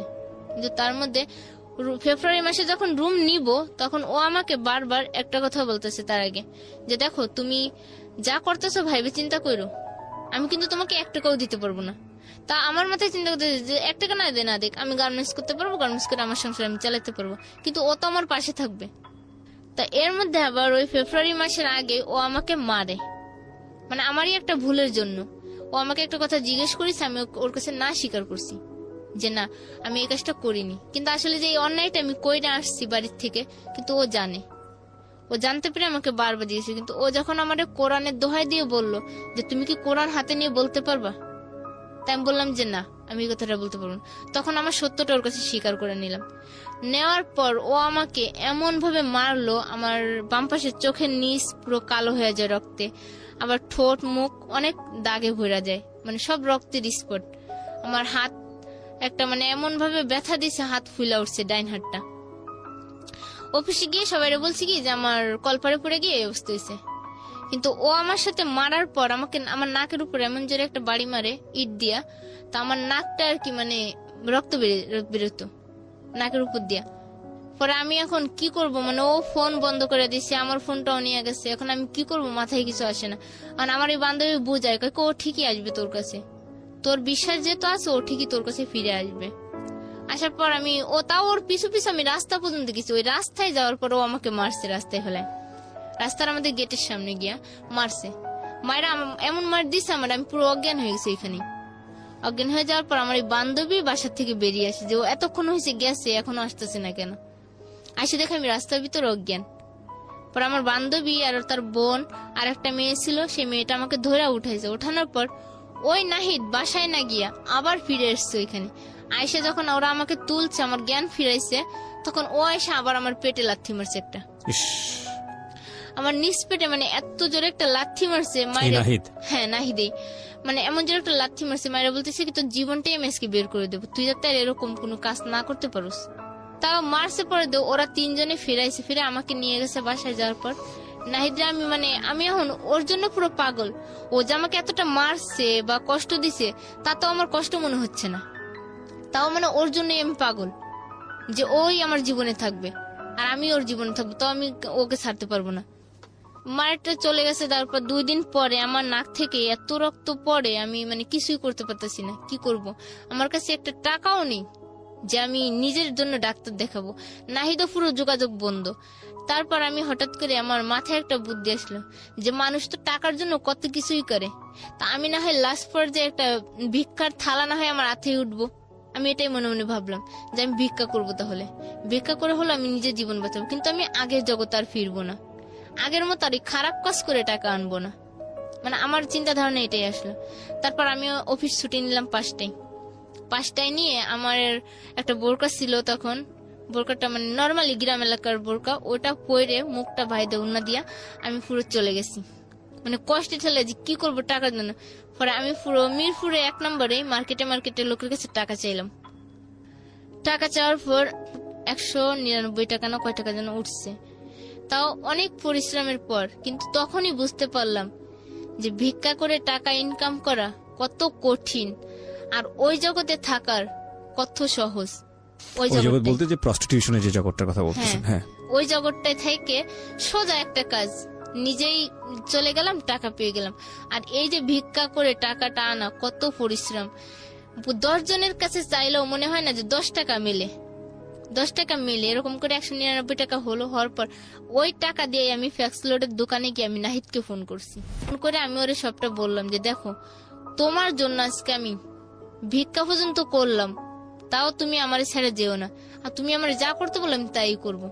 তারপর ও আসলে আমার ভিক্ষার কথাটা শুনে অনেক কাঁদলো ফোনে, যে তুই ময়না আমার জন্য কি করলি, আর আমি বা তোর জন্য জীবনে কি করি। তাও দুইজনের মধ্যে শুধু ভুল বুঝাবুঝি থাকা যায়। পরে এভাবে ফেব্রুয়ারি মাসে রুম নিই, দুইজনেই বেশ ভালোই চলি।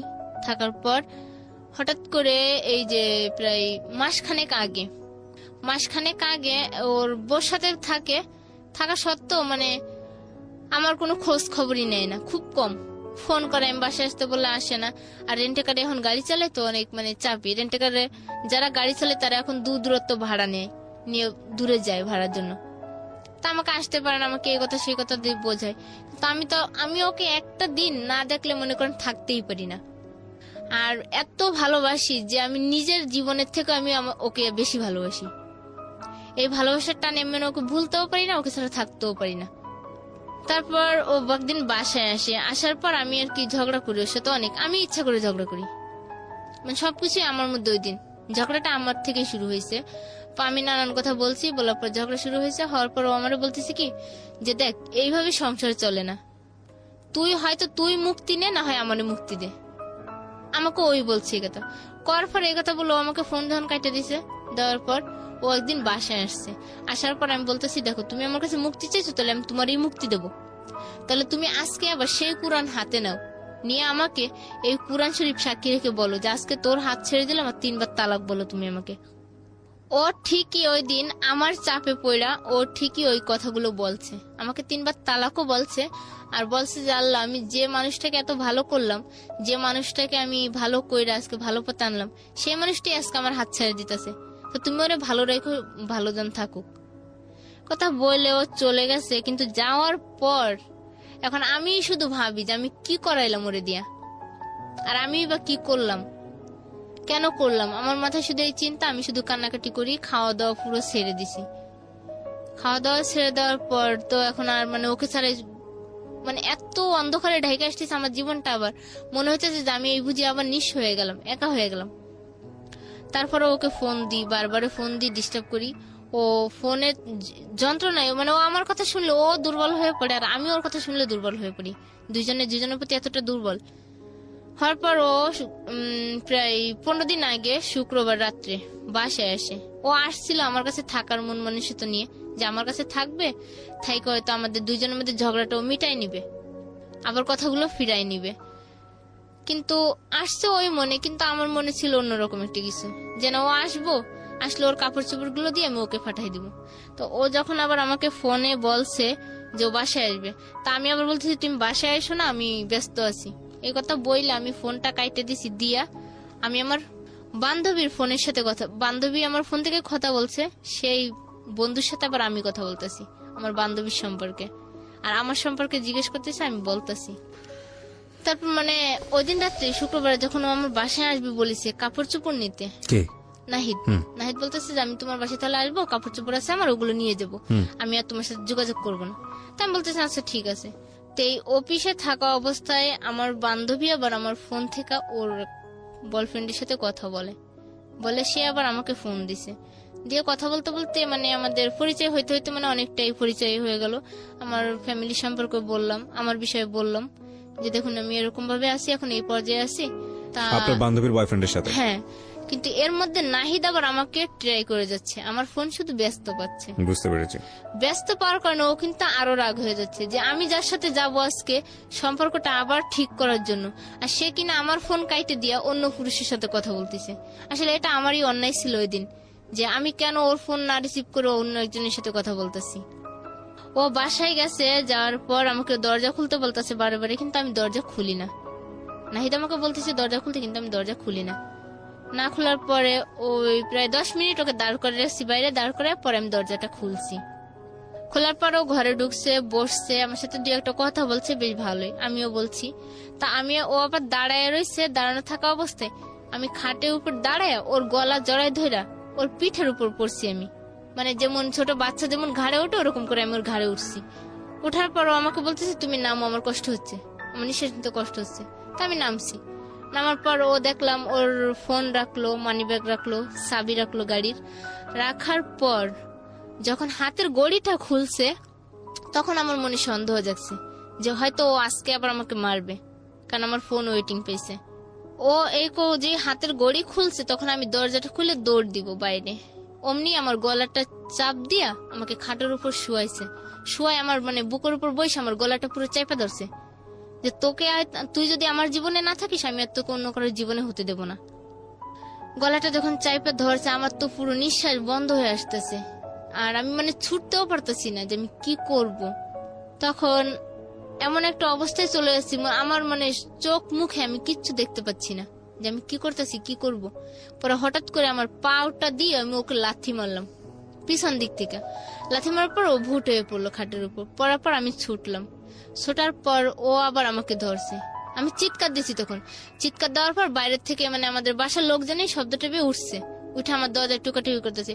কিন্তু ও তখনও আমাকে গলা চেপে ধরে বলতেছে যে তুই যদি আমার জীবনে না থাকিস আমি তোকে অন্য কারোর জীবনে যাইতে দিব না। এই কথা বলে আমার ডাইন সাইডের গালে এমন জোরে একটা কামড় বসেছে, মানে ওর যে দাঁতগুলো সব আমার গালে বসে গেছে। আবার বলতেছে তুই এই ঠোঁট দিয়ে অন্য কারোর ঠোঁটে মিস করবি আর আমি জ্বলবো তোর এই জ্বালায়, তো তোর এই ঠোঁট আমি রাখতে দিব না। বললে আমার দুটো ঠোঁট নিয়ে মানে এমন যে একটা কামড় দিচ্ছে, মানে আমার পুরো ঠোঁট রক্তে ভর্তি হয়ে যাচ্ছে। এখন এদিকে গাল দিয়ে রক্ত পড়তেছে, এদিকে ঠোঁট দিয়ে রক্ত পড়তেছে। আবার এই ডাইন সাইডের ঘাড়েও একটা কামড় দিচ্ছে, সে ঘাড় থেকেও রক্ত বেরিয়ে গেছে। যাওয়ার পর মানে বাইরে থেকে যখন মানুষের চিল্লাচিল্লি করতেছে, করার পর সবাই দরজা খুলছে। ও দরজা খোলার পর আমি দৌড়ে আর কি আমাদের বাথরুমে চলে গেছি। বাথরুমে যাওয়ার পর আমি বসে আছি, কিন্তু আমার গাল থেকে ঠোঁট থেকে রক্ত পড়েই যাচ্ছে, যে কামড়ের দাগগুলো মানে বসে গেছে, রক্ত পড়তেছে। এই অবস্থায় আমি বসা, কিন্তু ও এই ফাঁকে আমি আবার আমার মোবাইলটা আমি চাউলের ড্রামের ভিতর লুকাইছি, কিন্তু ও সেই চাউলের ড্রাম থেকে মোবাইলটা নিছে। তারপরে ঘরের হাঁড়ি পাতিলা সব মানে ভাঙতেছে, গানের যে বক্স সেট সেটাও ভাঙছে। ভাঙা ঠেঙে আমার নাক থেকে নাকফুলটা নিয়ে নিছে, মারের মধ্যেই নিয়ে টিয়ে পর ওই রাত্রেও গেটের বাইরে চলে গেছে। আমাকে ওই অবস্থায় মেরে বাইরে চলে গেছে। যাওয়ার পর এখন আমি বলতেছি থানায় যাব ওর নামে কেস করতে, কিন্তু ও আমাকে যাইতে দিবে না থানায়। আমি এটাও বুঝতে পারতেছি, ও বাইরে দাঁড়ায় আছে। পরে আমি গেটের উপরে দিয়ে ওইটা দেখি যে ও দাঁড়ায় রয়েছে। আমাকে বাসার সবাই বলতেছে দেখ এরকম পাগলামি করিস না, ঝগড়া হয়েছে আবার মিলবি, সমস্যা কি। পরে বললাম যে না, ওর সাথে আমার আর কোনো সম্পর্ক নাই, যে তো আমাকে এরকম করতে পারে, মারতে পারে, আর এই কথা বললে চলে যেতে পারে, তাহলে ওর সাথে সম্পর্ক না রাখাটাই ভালো হবে বলে আজকে প্রায় 5-6 দিনই আমি এই অবস্থাতেই অসুস্থ নিয়েই কাজ করতেছি। ওকে ফোন করি, ও আমাকে একটা কথাই বলছে যে তুই যদি ভালো ঘরের মেয়ে হয়ে থাকিস তাহলে আমাকে আর ফোন করবি না। এই হচ্ছে আপনার সিক্রেটস, রাইট? কেন গল্প বললেন? এবার আপনাকে আমি প্রশ্নটা করতে চাই, যেটা প্রথমে বলেছিলেন, একটা উত্তর আপনি দিয়েছিলেন। আবার পুরো গল্পটা শুনে সিনপসিসটা জানলাম আমরা। বয়স কত বলছিলেন আপনার? কখন? এখন এই মুহূর্তে 21 বছর। মানে প্রাপ্তবয়স্ক বাংলাদেশের আইন অনুযায়ী। সো ঠিক আছে, আপনি এবার বলেন কেন এই গল্পটা আপনি লাখ লাখ মানুষকে বললেন? বললাম যে হয়তো যে আমি জীবনে যে ভুলটা করেছি, ভুলটা হচ্ছে যে আমার প্রথম স্বামীর সংসারে থাকা অবস্থায় আমার সাথে যেটা হয়েছিল সেটা যদি আমি আমার স্বামীর কাছে শেয়ার করতাম বা কারোর কাছে শেয়ার করতাম তাহলে হয়তো আমার জীবনটা এরকম হতো না। এক্স্যাক্টলি। এবং এখানে আমার বলার যেটা, যে স্বামীর সাথে যদি ওয়াইফ এই বিষয়টা এরকম বিষয় শেয়ার করে, হাজবেন্ডের উচিত হচ্ছে তার সাথে বন্ধুর মতো থেকে তাকে সাপোর্ট করা, যেটা অনেক সময় হয় না বাংলাদেশের কালচারে, যে কারণেই হয়তো মেয়েরা এই সাহসটুকু করে উঠতে পারেন না, যেটা আমরা আজকের এই যে গেস্ট যিনি ময়না তার জীবনে দেখেছি। আরেকটা ভুল কি? আরেকটা ভুল হচ্ছে যেমন এই যে টাকার জন্য আমি যদি ওই দিন টাকাটা ওনার কাছে চাইতাম, আগে জিজ্ঞেস করতাম যে কি কাজ বা কিসের চাকরি দিবেন, জেনে শুনে যদি আগে বুঝে যেতাম তাহলে হয়তো আমার জীবনটা এই নরকে যেত না। আমি টাকার জন্য বরং বলি না, আমি বলি যে পুরো সিস্টেমটাই আসলে ভুল। কারণ আপনি যে দ্বিতীয় বিয়েটা করেছেন, সেই দ্বিতীয় বিয়েটা আমার মনে হয় এটা একটা ভুল সিদ্ধান্ত ছিল। দ্বিতীয় বিয়েটা অন্তত ফ্যামিলির কাছ থেকে, জি আমি বলতেছি কি যে আমার ওই যে অতীতে চলে যাওয়া, যে 1 মাস যে ওইখানে থাকা, প্রত্যেকটা ঘটনার পেছনে তো একটা না একটা রিজন থাকে না। তো আপনি যেই হঠাৎ করে কিন্তু সেই জায়গাটায় যাননি, আপনাকে যেতে বাধ্য করা হয়েছে। আপনার কাছে পয়সার প্রয়োজন ছিল, আপনি পয়সা পাননি বলেই আপনি অন্য একটা জায়গায় গেছেন, কিন্তু এই যে পয়সার আকাল তৈরি হওয়া, সেটার জন্য তো আপনার দ্বিতীয় বিয়েটাও অনেকখানি দায়ী। হ্যাঁ এটা ঠিক আছে, অনেকখানি আপনি যদি লেখাপড়াটা চালিয়ে যেতেন, যে কোনোভাবে হোক লেখাপড়াটা যদি সামনের দিকে নিতেন, আপনি যদি গার্মেন্টসেও জব করতেন, তাহলে তো আপনার এই অবস্থাটা আজকে হতো না। হ্যাঁ এটা ঠিক আছে, হতো না, কিন্তু মানে আমার তো ওই সময় মানে কোনো রাস্তাই খোলা ছিল না। যে একদিকে ছিল যে ওরা আমাকে 1 লাখ টাকা দিছে, দেওয়ার যখন কন্ট্যাক্ট করছে যে 1 লাখ টাকা দিব আর তোমরা ওই মেয়েটাকে আমার সামনে এনে দিবা, আমরা ওকে যা করার পরে করবো। কিন্তু এই বাঁচার জন্য আমি নাহিদকে ধরছিলাম। আর নাহিদ আমাকে যতটা মানে ভালোবাসা, চেনহ, স্ত্রী মর্যাদা দিছে, তাতে আমি দিন দিন ওর প্রতি দুর্বল হয়ে গেছি আর ওর সাথে আমার জীবনটা জড়াই গেছে। এখনো কি আপনি নাহিদকে ভালোবাসেন? এখনো ভালোবাসি বলতে গতকালকে আপনারা যেহেতু আমাকে ফোন করছিলেন, হয়তো উনিই রিসিভ করছিল ফোনটা। জি, কারণ আমার ফোনটা ওনার কাছেই ছিল। উনি রিসিভ করছে, উনি রিসিভ করার পর উনি আপনাদেরকে আমার নাম্বার দিচ্ছে, দেওয়ার পর আমার সাথে কথা হয়েছে আপনাদের। হওয়ার পর আমি ওনার কাছে ফোন করছি, আমি নাহিদের কাছে ফোন করছি করে বলছি যে জীবনে হয়তো কোনো একটা ভালো মুহূর্ত ছিল আপনার কাছে। আর আমি সবসময় বলতাম আপনাদের এই গল্প আমি আজকে 3 বছর ধরেই শুনি। শোনার পর আমি সবসময় বলতাম, ওর আমি যখন শুয়ে শুয়ে শুনতাম বলতাম যে আমিও না এই গল্পের অনুষ্ঠানে যাব। তো আমাকে বলতো যে তোর ইচ্ছা হয়ে যায় তো আমি তোকে নিয়ে যাবো একদিন, আর তোকে ওইখানে আমি নিয়েই যাব। তা ও কালকে যখন আমি ওকে ফোন করি আপনাদের, এক্স্যাক্টলি, এই স্টোরিটা খুব সুন্দর একটা স্টোরি হতে পারতো, গল্প হতে পারতো। আপনারা দুজন মিলে এখানে এসেছেন, হ্যাঁ, কিন্তু- আপনি একটা ভালো জায়গায় আছেন, হ্যাপিলি একটা এন্ডিং হয়েছে, হ্যাপি কাপল হয়েছেন, কিন্তু সেই জিনিসটা আপনার হলো না, সেই শখটা হলো পূরণ না। হলো না। কিন্তু আমার এই মুহূর্তে মনে হচ্ছে যে সেই জিনিসটা আবার আমার কাছে হয়েছে আজকে। কিরকম? কেননা গতকালকে আমি যখন ওর কাছে ফোন করছি, পরে বলছি, বলার পর আমারও বলতেছে তোমার স্বপ্ন তো একটাই ছিল যে তুমি আমার সাথে ওইখানে যাবা। তা আমি বলছি হ্যাঁ আমি যাবো ওইখানে, বলছিলাম কারণ আপনি কি আমাকে নিয়ে যাবেন? বলতেছে যে দেখো ময়না, তুমি আর আমি যত দূরেই থাকি না কেন, আমি জানি যে তুমি মৃত্যুর আগ পর্যন্ত শুধু আমারই থাকবে। ও আমাকে বলছে, আর আমিও এটা বলছি যে দেখো তুমিও হয়তো মৃত্যুর আগ পর্যন্ত আমারই থাকবে। কারণ আমরা দুজনে দুজনকে এত ভালোবাসি যে মনে হয় না যে পৃথিবীতে কোনো মা সন্তানকে এত ভালোবাসে যে আমি ভালোবাসা। না, এই ইমোশনের জায়গাটা আপনার জায়গা থেকে অনেকখানি রাইট, কিন্তু আমাদের জায়গা থেকে অনেক বেশি লজিক্যাল। তারপরেও আমি একটা কথা শেষ দিকে এসে বলতে চাই আজকের এই অনুষ্ঠানে, যে আমাদের দেশে একটা নারীর জীবন অর্থনৈতিকভাবে কতটা ভারসাম্যহীন, এবং এটা আজকে নতুন না, এটা সবসময় আমরা আমাদের অনুষ্ঠানে দেখিয়েছি যে একজন নারী অর্থের জন্য জীবনে কতটা ঝুঁকির মধ্যে যান। এবং আজকে যে ময়না এখানে তার জীবনের যে সিক্রেটসগুলো এখানে রিভিল করলো, কতটা দুরবস্থার মধ্যে পড়ে সে বাধ্য হয়েছে।